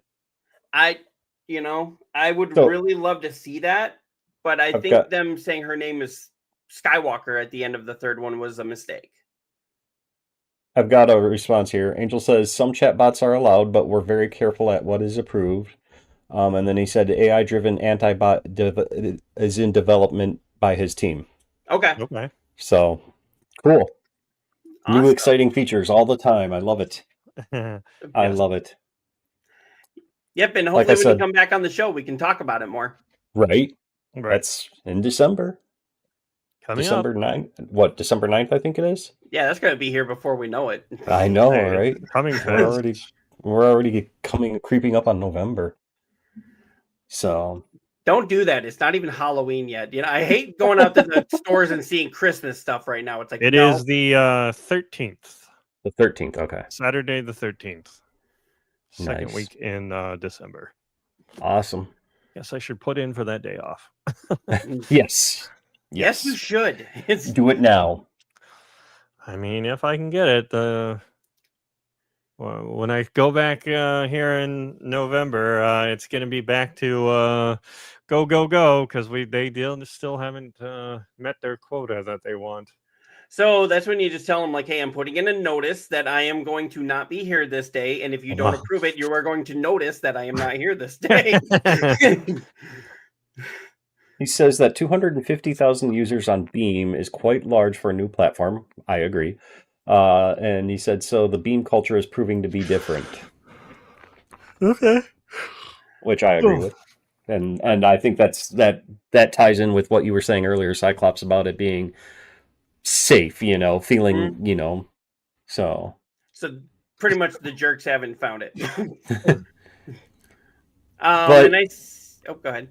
You have to wonder, some of those, I've noticed, like, when I was on Live Space, a couple of those, for lack of better words, jerks did come over to Live Space.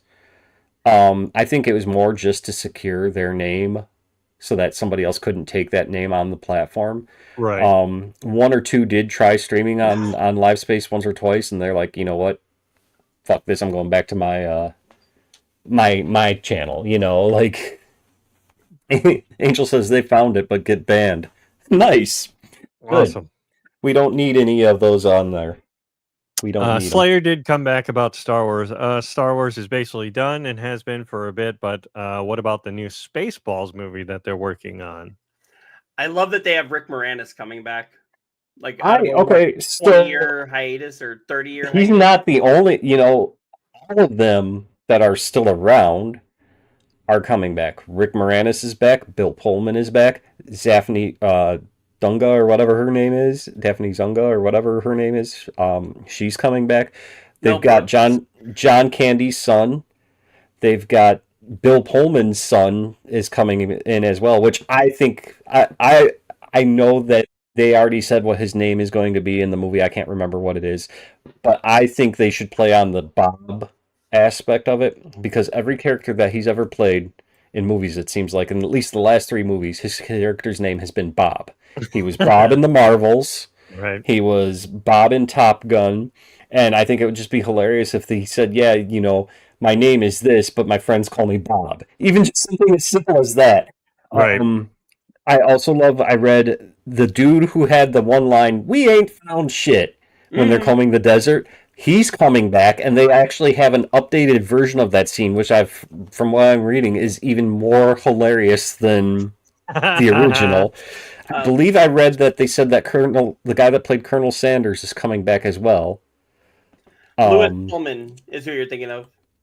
Yeah, and so I'm cautiously Mel Brooks. optimistic. Right. Yeah, of course, Mel Brooks. I'm cautiously optimistic about this. I will say flat out, I'm more excited by this than I was for Beetlejuice.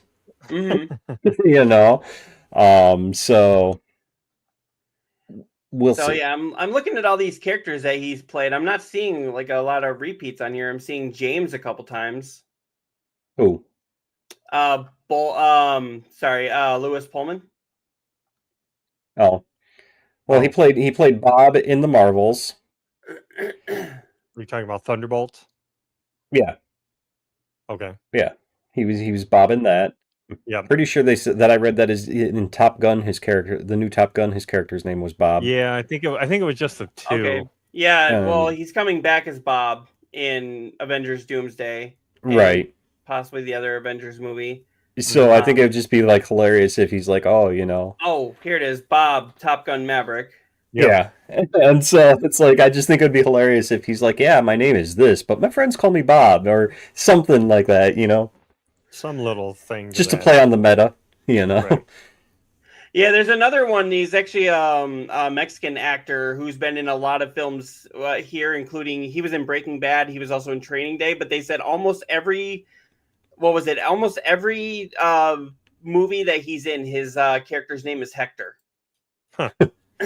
And it's just a kind of Oh, a I know the standard guy you're talking about. Latin, Yeah. You know, it's just kind of a standard Mexican name, and it's like, yeah, but he always plays Hector. Right.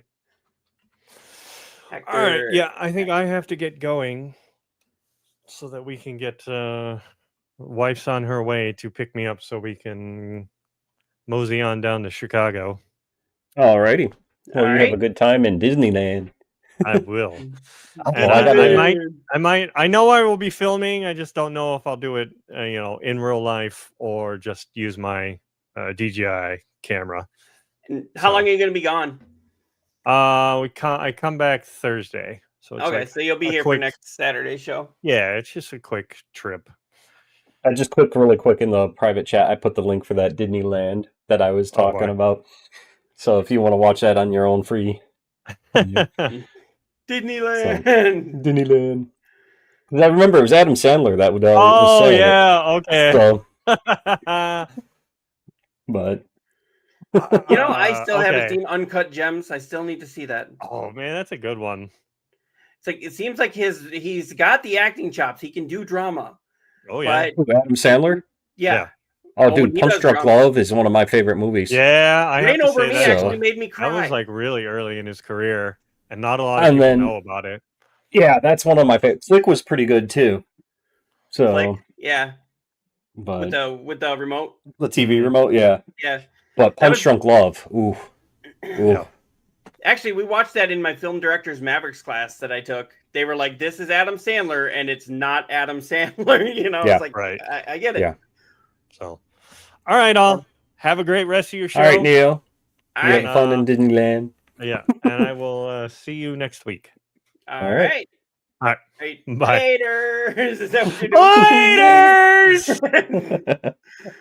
So, Yeah, Adam Sandler, I really need to see Uncut Gems. I remember people were talking about he deserved an Oscar nomination for that, and I was like, can you imagine Adam Sandler getting an Oscar nomination? I haven't seen that one either. So, Yeah. Everyone tells me it's so great, and I know it's on Netflix, and I need to watch it, and I'm horrible for not watching it yet. You know, I've seen Well, I don't- Halloween, but I haven't seen Uncut I don't have Netflix right now.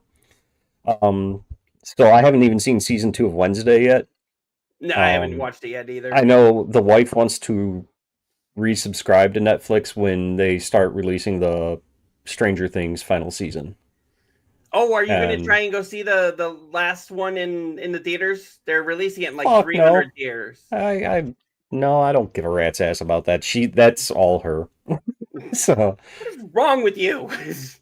the 2 episodes that I've seen of Stranger Things made me pissed off more than anything. Because first of all, they ruined Kate Bush for me Why? running up that hill.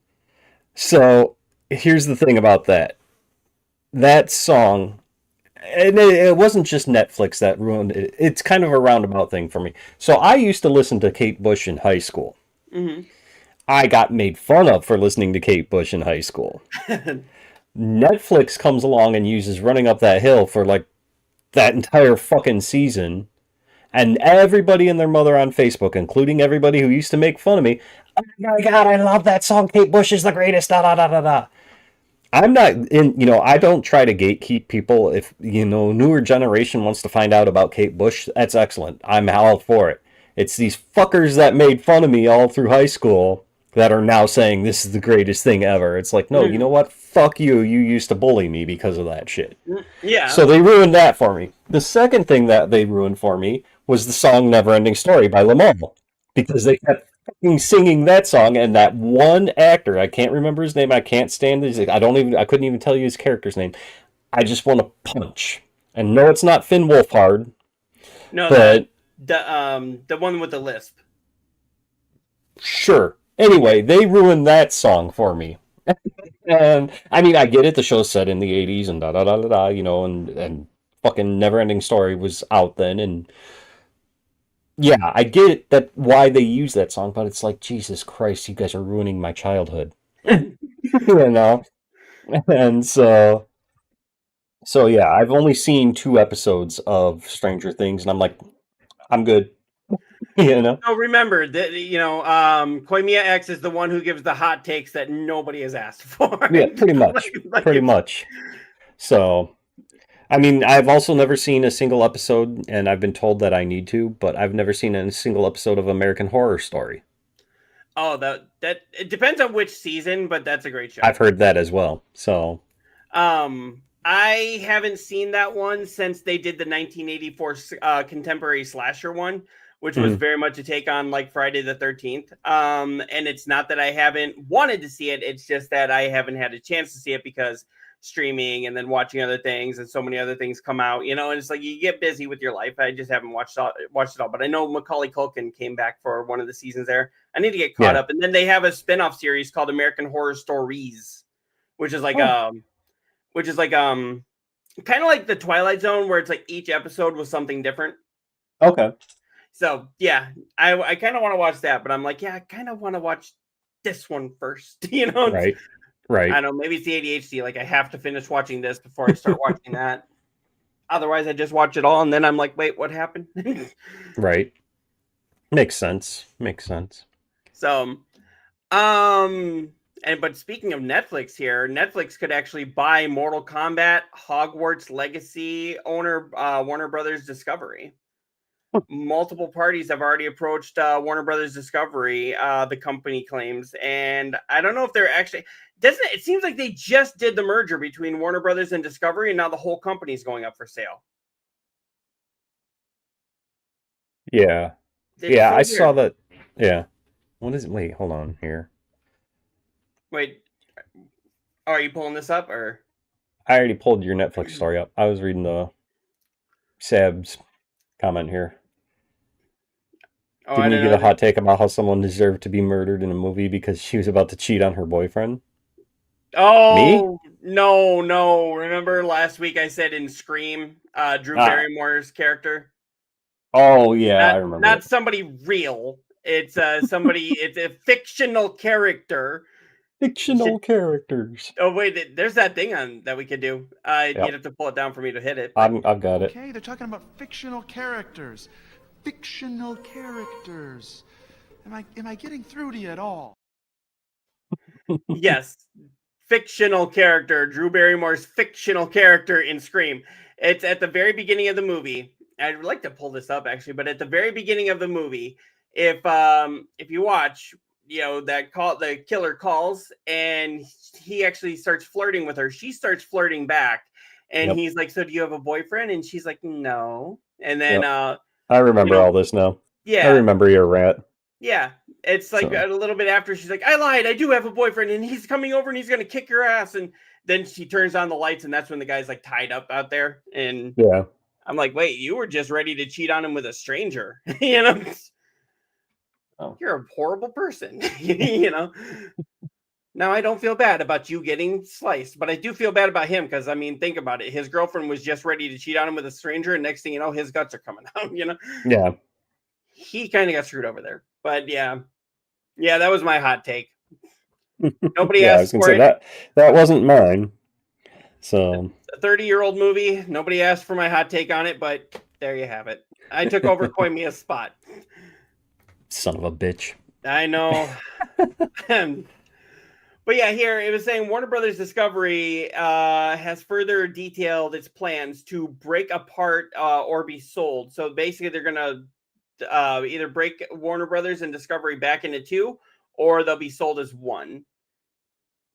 So let's see. In the news release today, the media giant that owns the developers of Mortal Kombat, Batman, Arkham, and Harry Potter games said it has received unsolicited interest from multiple parties already to acquire the entirety of the company or Unsolicited. just Warner Brothers unsolicited.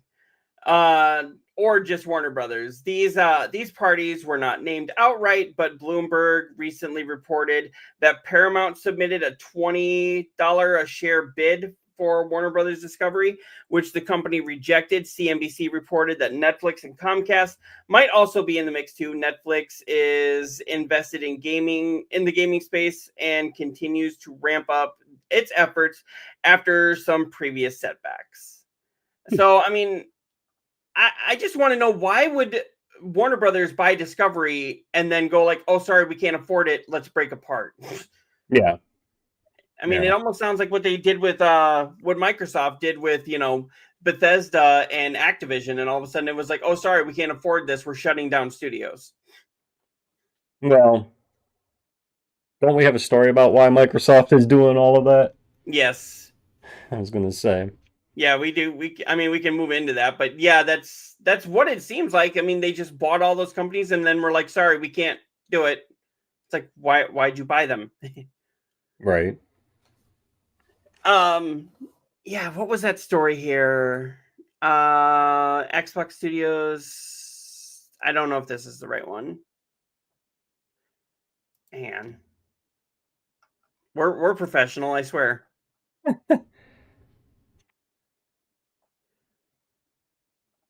Fictional characters.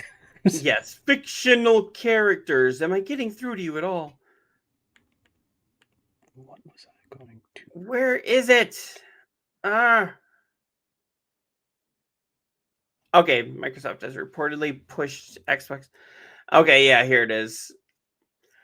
Found it. So yeah, Microsoft has reportedly pushed Xbox Studios to deliver a 30% profit margin, allegedly leading to all these layoffs, canceled projects, price raises, and the end of exclusives. So basically, it's Right. like it's being set up to fail, as they say here on IGN.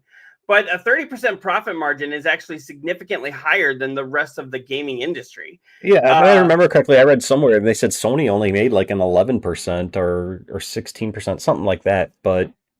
Um, Well, it's but like they were yeah, saying on What Culture. It seems like, Microsoft or Xbox spent billions and billions of dollars gobbling up all these huge developers, and now Microsoft's saying, "Hey, come on, we want to return on our investment."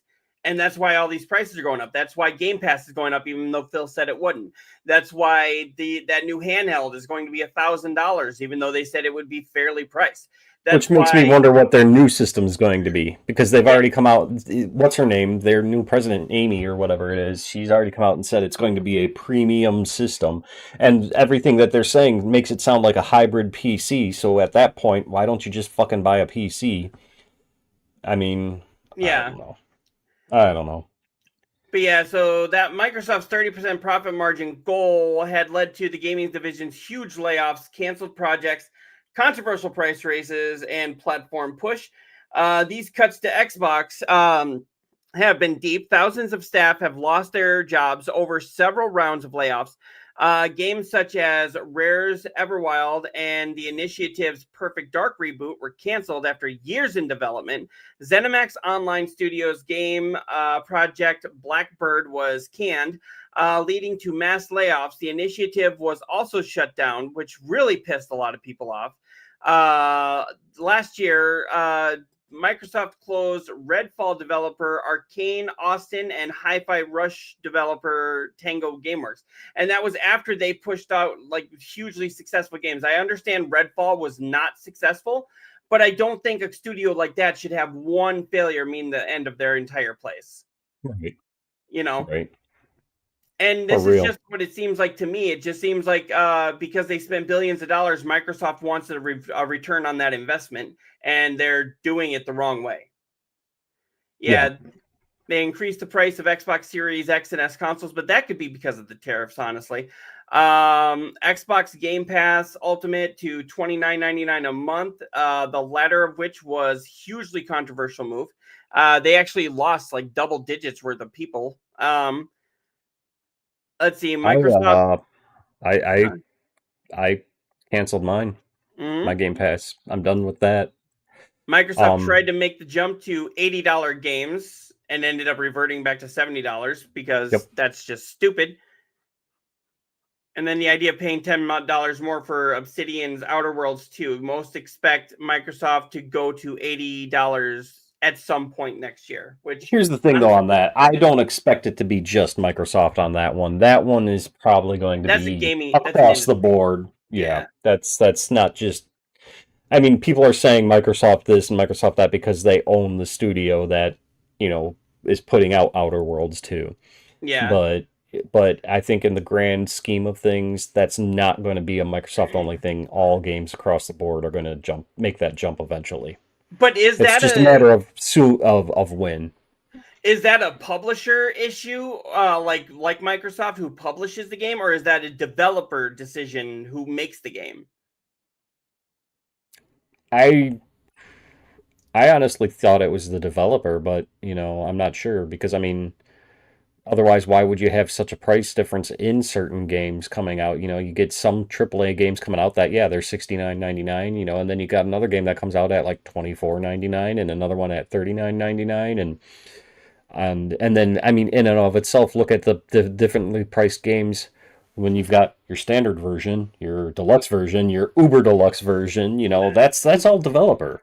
I'm thinking that's going to be more of a thing if they go to like $80 or $100 games. The base price for just the game is $80. Right. Yeah, that's I think the developer, not the publisher. Yeah. Now here's what we were I talking could be about. wrong. I could be wrong. If there's any business people watching here, let us know if we're wrong. But yeah, it says here Bloomberg said that the average profit margin for the video game industry is 17 to 22%. Over the past 6 years, Xbox hit 10 to 20 to put that 30% target more into context. Sony's PlayStation division achieved 16% profit margin for quarter one of 2025 of the fiscal year. Bloomberg said Microsoft Chief Financial Officer Amy Hood enforced the new target in fall of 2023 amid Microsoft's $69 billion acquisition of Call of Duty maker Activision Blizzard. Mm-hmm. Now, I had to actually correct some people because in a Discord I'm a part of, and they were all like, "Oh, Phil Spencer's up to his shit again." I'm like, actually, this isn't Phil Spencer this time, you know? Yeah. Like, that's the thing. Phil, I think, is the face of Xbox, so he gets the brunt of the shit when it blows back. But it's actually Microsoft's people. Yeah, this isn't Xbox doing this. This is Microsoft doing this, and I completely agree that because Phil is the face of Xbox, people just assume he's Microsoft. Yeah. So. Yeah, the upshot now is, according to Bloomberg, the games that are cheap to make are or considered more likely to make lots of money may take priority over riskier projects. Xbox's floundering hardware division, meanwhile, may face a significant rethinking. Here's the thing. One of the developers of God of War actually said these bigger companies need to start taking risks on smaller games. Yeah. Because this whole, everything needs to be a AAA, everything needs to make $1 billion, that's not sustainable. Right. There's just not enough consumer interest or in this economy. Do you think that we can go out and purchase every AAA game that comes out and looks awesome? Sorry, I'm laughing at the "in this economy" line because I just a quote in the Borderlands 4 at one point. There's a guy, because the NPCs shout the most random shit, and one of them was like, 2 legs in this economy. It just cracked me up. So when he's like, in this economy, it just squirrel, but so. Yeah, and then of course there was some more going on with Xbox here. Let me pull this here. Microsoft gaming boss Phil Spencer reveals his thoughts on Xbox using AI, and there was also this one here where he admits that Xbox hasn't always protected its creative teams, but doing so is very important. Let's go with this one first because I'm not familiar with this one. So all those layoffs that have happened, he says that protecting their teams and their creative teams is important. But I'm like, yeah, but you haven't been doing that. Right. It's like, it sounds like you know what needs to be done. You're just not doing it. Speaking of California, the International Console Summit, Spencer said it's vital that the company protects and fosters the creativity of its teams. And from what it was saying here, Xbox boss Phil Spencer got pretty candid at the Paley International Console Summit in California. And then he was saying here during the moderated discussion with Double Fine's head Tim Schafer, Spencer expressed how valuable it is not just game companies, but the media industry is at writ large to shield the creative teams that pour their hearts and souls into the work that they produce. Okay. So and he was saying here, the creativity team is, in my mind, the most important thing and the thing that we need to protect and foster. Not long after saying this, Spencer noted that Xbox hasn't always safeguarded the creative talent behind its biggest and best games. The sentiment was expressed in context of internet criticism, but Spencer still admitted that Xbox and maybe the whole media industry doesn't protect its workers when it should. Okay. So, I mean, Makes he's sense. at least admitting, but I'm like, yeah, but there's a difference between admitting. But again, is it him saying lay off all these people, or is it Microsoft? Right. I'm thinking it's Microsoft, and he just doesn't have a say for it. So he's like, shit, I'm going to get a lot of blowback for this, Yeah. It's just like at your job or at anybody's job. The boss makes a decision and the customers get pissed at you. Don't I know it? Mm-hmm. Don't Oh, yeah. I know it? Me working for Medicaid, the minute Medicaid makes a decision, it's my fault somehow. Of course. And I didn't even learn about it until the customer called me and told me. So, You're like, I'm just the middleman, mhm. you know? So I don't know what to think about this though. They know that they need to do it. They're just not doing it, but it doesn't sound like it's Phil's fault. Yeah. He's just Microsoft the Phil. face. Microsoft, listen to Phil. And then here it was after releasing the $1,000 handheld. Microsoft has said that its next gen. This is what you were talking about. Its next gen console is going to be very premium, very high end, curated experience. Again, at this point, why not just buy a fucking PC? Can I interject here really quick about this? I keep seeing advertisements for this damn handheld, and I keep seeing, people talking about it and all that, and calling it an Xbox. It is not a fucking Xbox. It's a handheld that plays Game Pass games. You couldn't play your own library unless they're part of the Play Anywhere library. You can't pull up your main Xbox library. Yeah, it has to be part of Play Anywhere, and that has to be agreed by the developer. It has to be a part of Play Anywhere in it, or the Game Pass.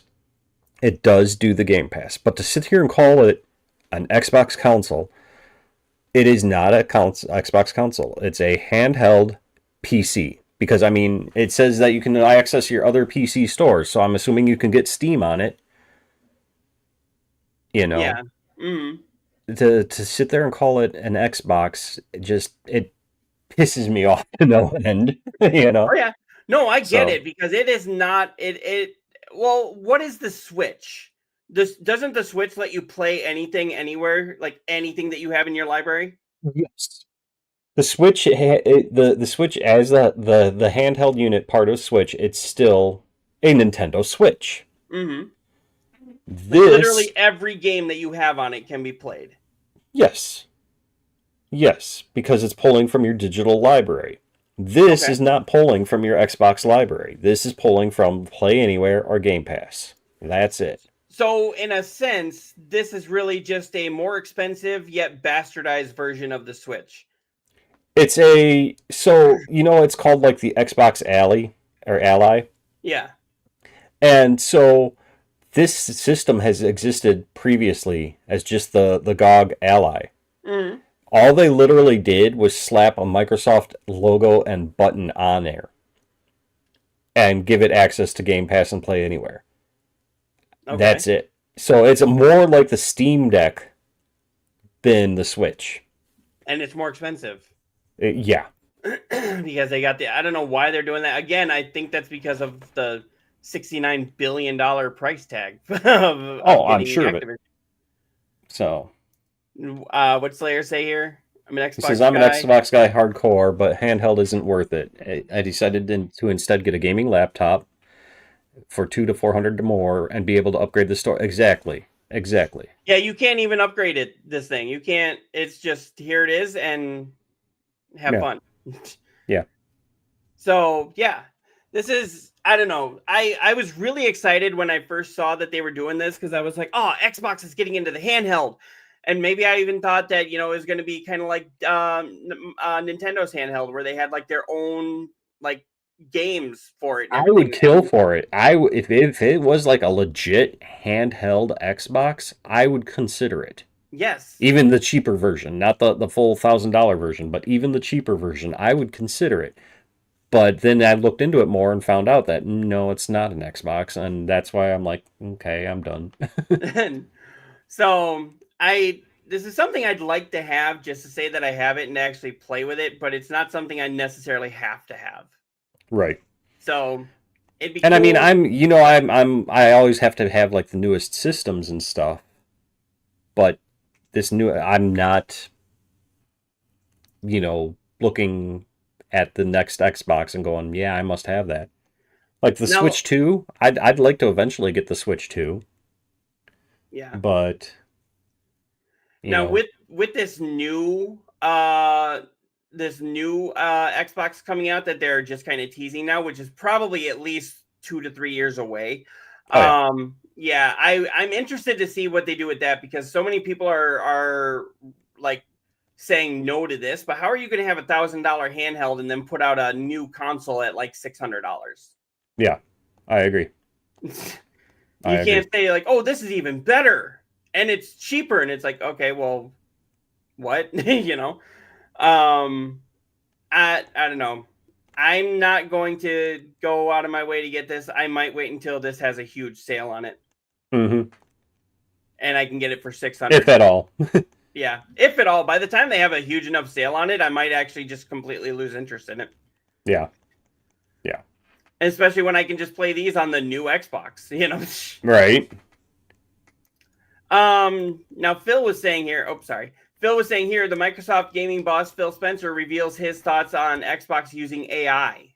So, I have always said, and when we were on Dingy and Looker's podcast, Mhm. AI I think is a great tool to use to enhance. It does not need to be what you make your games with. Right. So if I'd want to create, I think it's best if you create the initial design, and if you put it in AI and AI can enhance it, make it look better and give you an idea that maybe you never had, and then you take it from there and then create something more out of it. That is what I think AI should be. I do not think it should be made to make entire games like Elon Musk is trying to do a whole game out of AI. Yeah.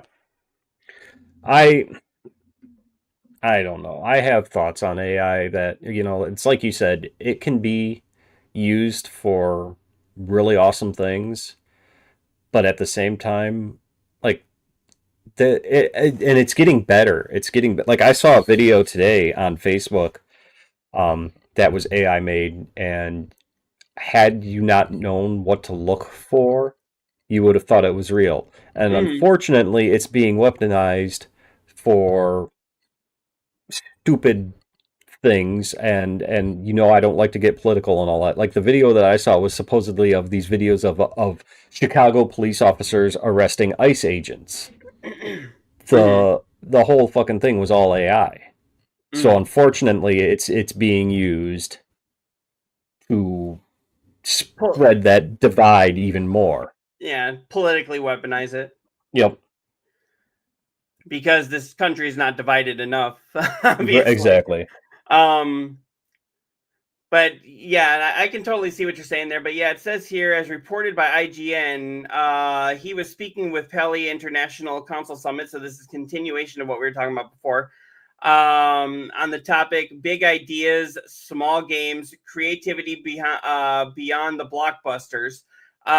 With Double Fine studio head Tim Schafer following the release of Keeper. Microsoft has been pushing AI into all of its products, and CEO Satya Nadella, and I apologize if I said that wrong, has bragged about relying on multiple AI assistants throughout the day to run one of the biggest tech firms in the world. Now it says here, but it's less clear how those tools are being used by rank and file employees within the company, especially on the gaming side. According to Spencer, Microsoft Gaming's biggest deployment of AI technology right now is in its platform moderation tools. The company announced last year that it's been using AI tools to help flag and intercept offensive or spam-related communication on Xbox, which has had its own problems, but that's all they're really using it for. They're not using it for game development, but I mean, it's just one small step before they start. Yeah. It's going to be interesting, I think, as the technology grows, what's going to be possible. So yeah. And just kind of moving along here, there was one story you were really interested in here. Yes. Halo announced for everything. Yes. So I don't know. I will admit, Halo 1, this one, is the only one that I've beaten. I have the Halo collection on the Xbox. Oh, sorry. Trying But to get that because that's distracting. but yeah, I'm excited. It looks amazing. Have you seen the difference that they've done? Graphical Yeah. updates? Yes, I saw that. But many questions remain unanswered about this remake. Do we have some surprising? But we do have some surprising info. Let me see here. So, but is it a remake or is it a remaster? It looks. It's right a here. remake. They built it from the ground up. They redid all of it. They even went in, and I was reading it up. They even went in and re-recorded the mocaps for the cutscenes. They re-recorded the voice actors for the cutscenes. Like they went in and rebuilt They it went from balls to the wall for it. Yeah, yeah. And I didn't see it at the time, but I'm hoping for a PS5 Pro enhanced mode. So, do you think they should remake the entire series and put it on PlayStation, or do you think they should just do a remake of this one and just kind of take the story where it may go? I think they are testing the waters. Kind of like when Gears of War came out on the PlayStation. I think they are testing the waters to see if it sells and if there's any interest for, I mean, God, how long ago did the first Halo come out? Oh, that was Years ago. What, And so 2001, I want to yeah, say. and so, to see, I think they're drumming up interest to see if there's anybody on the Sony side who'd even want to play a 24-year-old game, Mm. you know. But yeah, I'm excited.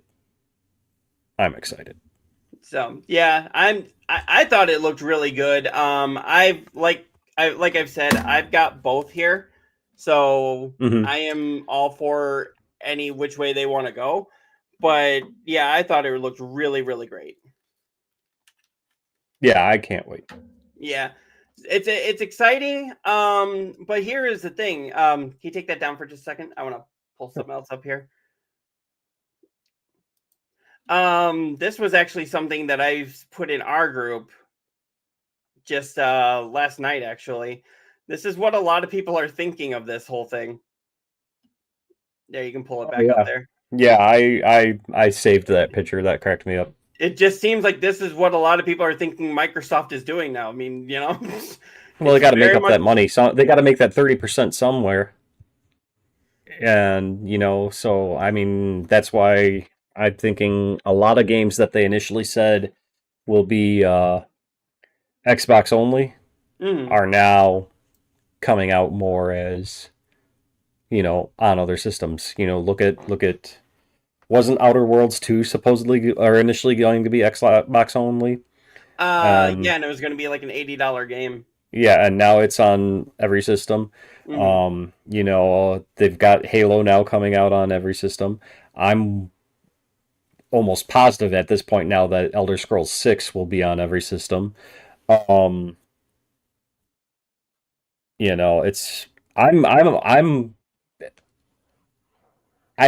would say 85% confident, maybe even 90% confident that the next Fable will be out on multi-system. Yeah, most likely. Fable, I'm actually looking forward to. I've seen the trailers for that, and Mhm.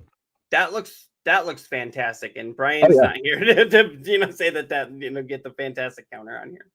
Oh yeah, no, I'm for that one as well. Mm-hmm. So. If that one is as good as South of Midnight was, which is still an Xbox exclusive as far as I know. Yes. If it's as good as that, and it's just maybe that kind of thing on a bigger scale, oh my God, that'll be chef's kiss, like you say. Yeah. South of Midnight was a great game. If you guys have not played South of Midnight, definitely give it a try. It is amazing. I got to finish it, but I loved what I played. Have you got to Hug and Molly? No, I'm not that far into it. I'll be honest, but I mean that one, even my kids, that one made them go, "Wow, this looks really cool," So for anybody that doesn't know, South of Midnight is actually a game based on Southern United States folklore. It's you're actually in a hurricane. Your house gets swept away with your mother inside, and you've got to go try to protect her, go find her, make sure she's safe. And while doing this, you find out that your house went much further out than initially thought. And you come across all kinds of Southern folklore creatures. It's really great. It's a lot of fun, and I don't know, it did not deserve any of the backlash that it got, because once people got their hands on it, it was like, holy crap, this is amazing. Right. Which is a lot of games that seem to be coming out that, get a lot of, I guess you could say, false backlash or fake backlash. And it's fake. I mean, Forspoken, that got a lot of backlash. If you've actually played it, it's a really good game. South of Midnight got a lot of backlash. If you played it, it's a good game. Ghost of Yotei, I'm playing that one right now. Got a lot of backlash. Fucking gorgeous game. Mm-hmm. And let us not forget all the backlash around this. Yeah, yeah. Which I need to go back and finish that one still, but I just bought it. Between that and Silent Hill, I'm spending a lot of time in Japan. So yeah. But yeah, I'm really excited to start that one. Spooky season, I'm probably gonna do Silent Hill, finish up Silent Hill F, and then do Little Nightmares and maybe another horror game. But then I'm gonna jump into Assassin's Creed, because I was like, that's gonna take me so much time. Mm-hmm. That'll probably be my entire November game. It's just gonna be Assassin's Creed, because I can only do about 3 to 4 hour streams at a time. Yeah. So, and then one last story that I had here. If you guys were fans of Alan Wake, well, the studio Remedy is actually, their CEO is stepping down after their co-op shooter flopped. I forgot this was even a thing, to tell you the truth. I think I got it for free on Plus, and I haven't even played it yet. Yeah, Ryan Gosling in Half-Life, bad news for folks looking to shoot cartoon mice. Mortal Kombat is trying to avoid Star Wars, and more. But this is all coming from Kotaku. But yeah, so their game, FBC Firebreak, is not the hit that they expected it to be. I'm shocked. Shocked. Well, not that shocked. Right. I put that up all the time, but yeah, so we need to get that on here. I'll put it on here at the end. I don't know if we have that one. We don't have that one yet, but I'll put it on here. Yeah, we need to get that one. But yeah, 2 different announcing. It says the delay for Mouse PI for hire, Remedy's CEO leaving, and some good news for Mortal Kombat. But let's get this going first. It says here, Remedy's CEO is stepping down following FBC Firebreak flopping. On October 22nd, Remedy Entertainment, which did Alan Wake, Control. They also did, Quantum Break. They've done amazing games, but they confirmed to investors that their company CEO, Taro Vitrala, again, I'm sorry if I said that wrong. Yes, because he's going to come on here and bitch. Yes. Stepping you said my name wrong, asshole. Yeah. Do you know how many things I probably say wrong on here? For real. And you know what? If you ever hear me say something wrong, or if you know that I need to be corrected in some way, we are totally open to it. We're not those kind of people like, oh no, we're right. No, say it. If we fuck up, call us out. But yeah, he's stepping down. He's been CEO since 2016, so almost 10 years. Mutually agreed with Remedy's board of directors to leave the position. Remedy co-founder Marcus Mackay will be the new interim CEO as the company looks for new leadership. Here's the thing, though. Remedy games, for some reason, most of their games are spectacular, but they don't make a lot of money. Yeah, like Control didn't make a lot of money. But for me, that's one of the best games out there. Yeah. Alan Wake, it didn't start making a profit until a year after it was out. Right. And I still And think that it's was one of based the- all on word of mouth. Mhm. The first Alan Wake game came out against the first Red Dead Redemption and was only on Xbox. So I was like, that's Yep. where their problem was there. But Yep. once that came out, again, spectacular game. People give these games a shot, but FBC Firebreak, it just seemed like it was another what do you call those games? Those Royale? It was another just shooter Royale. Was it a Royale or was it an extraction game? I thought it was an extraction. It's more of an extraction game, but I mean, when you're going out against all these other games that are vying for the same audience, Yeah. I didn't think it stood a chance, especially when you get from a studio and they're like, oh, we're going to put all kinds of Easter eggs for these games that a lot of people haven't played. Yeah. I mean, I've got one word for them: Concord. You know, like, and don't get it. So, I normally hate games like that. Like, I don't like Valorant. I occasionally dabble in Marvel Rivals. I will play Fragpunk. I like Fragpunk. I played the beta for Concord. I loved Concord. Mm-hmm. I pre-ordered Concord. That's how much I loved it.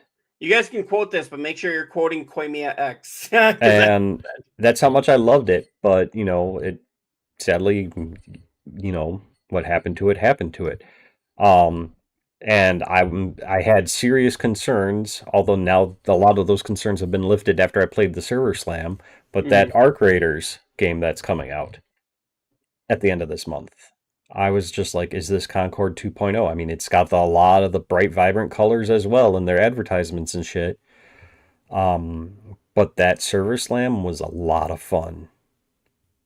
And so I'm hoping, I mean, granted, the Concord beta was a lot of fun. I'm hoping Arc Raiders does well. And from what I've seen so far online, early,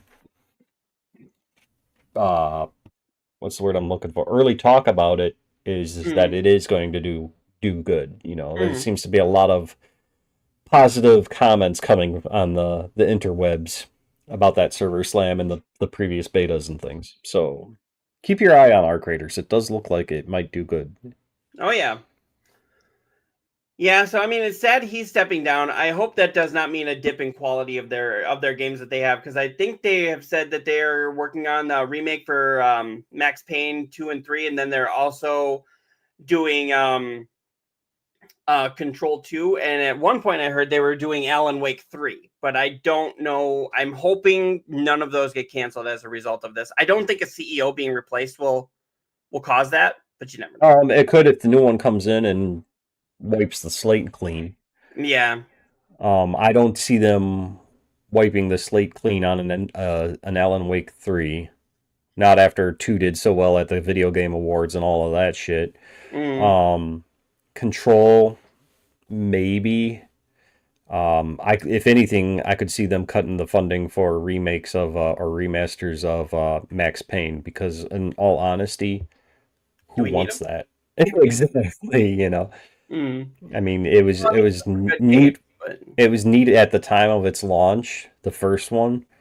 I never played part 2 or 3, and everything I saw video-wise of part 3, I'm like, okay, it's now trying to be Grand Theft Auto. You know, like.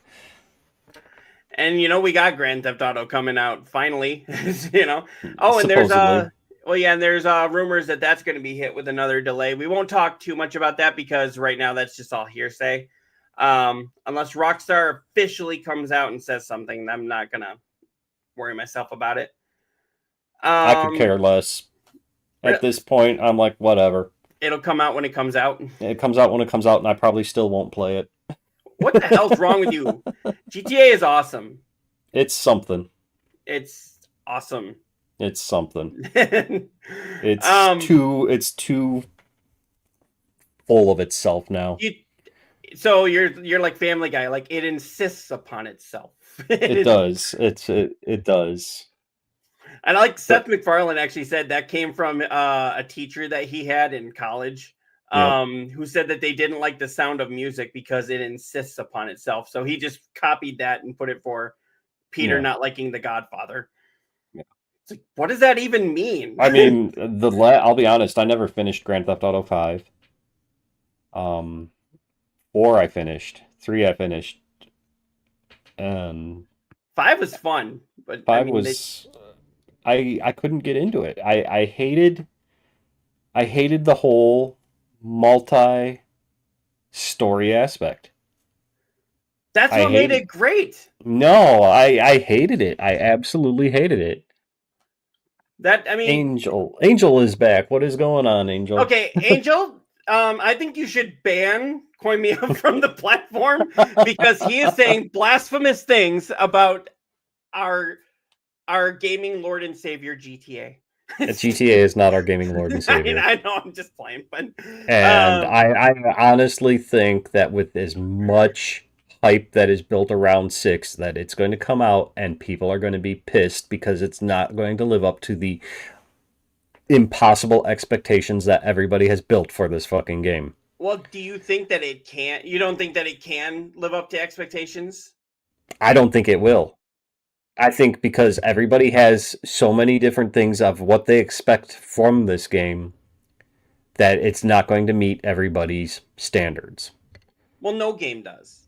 Well, no game does, but this is GTA we're talking about here. A perfect example is your reaction to me saying 5 wasn't that great. If anybody comes out and says 6 isn't that great, the whole fucking world's going to blow up at them. And, just it's a game. That's all I'm going to say. I'm just messing around with you, but I know you are. I know you're fucking around with me, but I'm just saying in general, the first review of that game that doesn't give it a perfect 10 is going to get fucking dragged through the coals. Because how dare you not give this game a perfect 10? Yeah, it's like the original The Last of Us. I remember like the minute somebody said it wasn't the greatest game, the whole internet attacked them. Exactly. And I don't think... I think, people will like the game. People will enjoy the game, but I think there's going to be a lot of pissed off people out there as well because it's not what they expected. Well, okay, but what are you really expecting from this game? It's a crime story. It's Exactly. got this boyfriend It and is. girlfriend who, and it's basically you are playing as the protagonist, which kind of humanizes the antagonist. Mm-hmm. And a lot of people are saying there's probably a third or fourth protagonist that we haven't heard from yet. A lot of people are saying one of them could be like one of them is an undercover cop. Yeah, I know. Working with them. There's all sorts of storylines that people love. Everybody's saying it could be this, it could be that, it will be this, it will be that. And when it isn't one of those things that you think it will be, how pissed off are you going to be? I won't be. I know you won't. I'm just saying in general, sweeping, you got person A saying it's an undercover cop. So they're going into this game with the frame of mind that this person is now an undercover cop. And say they find out that it's not an undercover cop. Well, how pissed off are you going to be because you've built it up in your mind so much that it's this way and it's not. Mm-hmm. It's not going to meet the expectations of the gaming community, and I think there's going to be a lot of possible backlash. Other than just the normal controversy at courts. Exactly. Because, let's just face it, it's only months away from hearing, oh, parents hate this because it caused this. And then let me ask you this. Say the game comes out, doesn't meet the expectations of certain people. Mm. How long will it be before we hear, we waited this long for this? And that's going to be a whole nother thing. Yeah. Well, yeah, I get what you're saying. I really do. I don't know if it can. Building up so much, I don't think it can hit all of it, but I think it's still going to be the biggest entertainment seller ever. I think it's going to be a great game. I think it's going to live up to a lot of the hype, but there's no way it can live up to all of it. After what, a 14, 15 year? I mean, hell, there's kids that were just born, when Grand Theft Auto 5 came out, and now Grand Theft Auto 6 is finally coming out. And we actually had a Grand Theft Auto 7 announcement before we got Grand Theft Auto 6. And see, I think the same thing is going to happen with Elder Scrolls 6. Because I mean, how long ago did they release that teaser trailer that literally was like a mountaintop, and people collectively shit their their pants at, oh my Shit their god, minds. yeah, shit their minds. You heard me, and The new thing, shit their yeah, minds. shit their minds, and and it's been crickets since.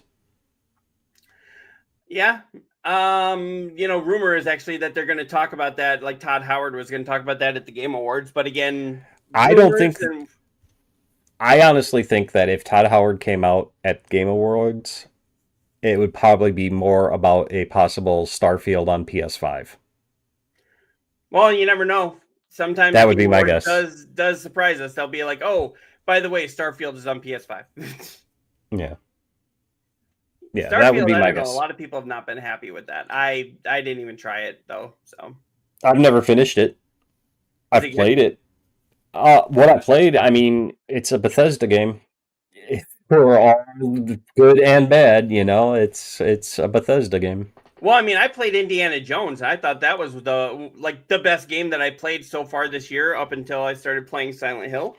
But yeah, I mean, Indiana Jones has been the best game, and that's a Bethesda game. But then again, well, okay, let me rephrase that. It's a Bethesda RPG. It's a Bethesda RPG. I mean, it's if you've played Fallout or any of the Elder Scrolls, you've played Starfield. So. Yep. And then I did see here another thing you were pretty pissed about. It seemed like that cool looking classic cartoon first person shooter has been delayed. Mouse PI for Hire. That game looks like so much fun, but it says here the Mouse PI for Hire has been delayed. The first-person shooter inspired by classic black and white cartoons like Steamboat Willie has a lot of hype and excitement around it, and many fans expected the game to reveal a specific release date at the Galaxy's Gaming Show on the 23rd, on October 23rd. Seemingly avoid fan disappointment, and I'm being attacked here by somebody. Fan disappointment on October 22nd. The developer Playside Studios announced on Twitter that Mouse has been delayed from 2025 to early 26. So they haven't given us a date, just a window of early 26. And told people not to expect a specific date at the upcoming event. And then we already talked about like Mortal Kombat and all that. But yeah, I'm a little disappointed. But then again, I mean, like I said, I've got enough games to play that'll keep me busy. So I don't know about you guys. I'm kind of welcome that delay, but I know a lot of people were looking forward to it. I was, and I know Neodeath was too. Oh yeah, and I am too. I'm not saying that I'm not going to play it. I'm definitely going to play it. It's just, now I get time to do this before I can jump into those. Yeah. So, but yeah, did you have any other thoughts or anything going on? We have a surprise guest that has come and just stood here. So, but no, did you have anything going on, or anybody else in the comments? Did you guys have anything else to say? Anything else you wanted to talk about before we wrap it up here? I'm gonna stream tonight. Oh, you're gonna stream tonight. When does that ever happen? Right. No, I'll be on. I'm actually gonna borrow a page out of your book, and I think I'm gonna do a spooky game tonight. Okay. I'm gonna play the new. Well, it's not really new so much anymore, but it's the remade version of Alone in the Dark, the one with David Harbour and Jodie Comer. Okay. So I'm gonna check that out. I was really excited about the trailers. I heard bad things on the reviews, but then I was like, you know what? It's still David Harbour, and I really like him as an actor, so I want to give it a shot. Yeah, and Jodie. I mean, she's fantastic too. Yeah. So, I want to give it a shot. I know. Is it on Game Pass? I forget. Yes. Game Pass? I don't know. I've got it through PS Plus. Okay. So maybe one of the games. it was one of the games that was available through Plus. I don't know if it still is, but yeah. Yeah, I will definitely be checking it out at some point. Like I said, I will be playing Silent Hill. I will be playing Little Nightmares 3. And then I know it's not necessarily a spooky game, but I will also be doing Stray. Stray is great. Is Stray like more... I know it's an indie game, but was this more horror, or not horror, but like more kind of spooky, kind of like family-friendly spooky? I wouldn't even call it spooky at all. It's my kids loved it. They keep asking me when I'm going to go back and play it. I can't right now because it was on Plus, but it wasn't like one that you could, download through Plus, unless you have like the higher up subscription. And for anybody wondering, yes, I still buy physical media. So, but yeah, Stray. It's not spooky. It's more of a, I'd say, an indie puzzle platformer. Okay. But you're a cat. Yeah, I know, but it just like kind of the trailers made it look like it was more kind of like Tim Burton, where it's like family friendly, a little goth, little dark. It's definitely it's definitely dark and family friendly. I'll give it that. I mean, it's really good though. Because it's like, unless he's going all out, he tends to keep it where family friendly, but oh, look at the scariness, Right. Yeah. So, no, I highly recommend it. All right. Well, if nobody else has anything to jump in here, we want to thank you all for coming and hanging out with us. We really do appreciate that. You're going to be streaming tonight, and what else you got going on throughout the week? Just work? Just working. I did say on my stream the other day that I do plan on streaming more. I know I always say that, but I do plan on streaming more starting this week on Monday. Just follow me on Twitter, at QuaymiaX, for announcements of when I go live and all that. Or if you follow me on Beam Stream, you'll see my go lives. Right. So. Yep, and throughout the week here, I will be playing more of Silent Hill F. I am absolutely loving this game so far. And then, like I said, I'll be doing Little Nightmares 3, and I'll be doing Stray, and then Assassin's Creed. Looking forward to playing all of those, and I will be streaming both on Twitch. I'm looking at doing more streams on YouTube. And then also, especially for Stray, I will probably be doing that on my TikTok Live. Why don't you use Beam and do it on all of them? I will be doing Beam and probably just doing it on all of them. Just do it all at the same time. There you go. So there you go. I was going to say, instead of doing one-on-one at a time, just use Beam and cut out the middleman. Yes, I'm gonna start. I stream on Beam all the time, but I'm gonna start maybe doing that way more often. Yeah, I mean, like I said, it's great for multi-streaming. I just personally, I think I'm just gonna make it my only your main home, except for when I do things like this and do my Extra Life. Then I'll turn the multi-streaming back on, but. So, I mean, clearly I'm all in for Beam. All right. So, all right. Well, we want to thank everybody for coming and hanging out. We hope that Neodeath has a great vacation with his daughter. And we will check you guys next week, unless there's any kind of big gaming thing that we have to break in through the week for. So, all right. And we'll see y'all later. Have a good one. Good night, everybody.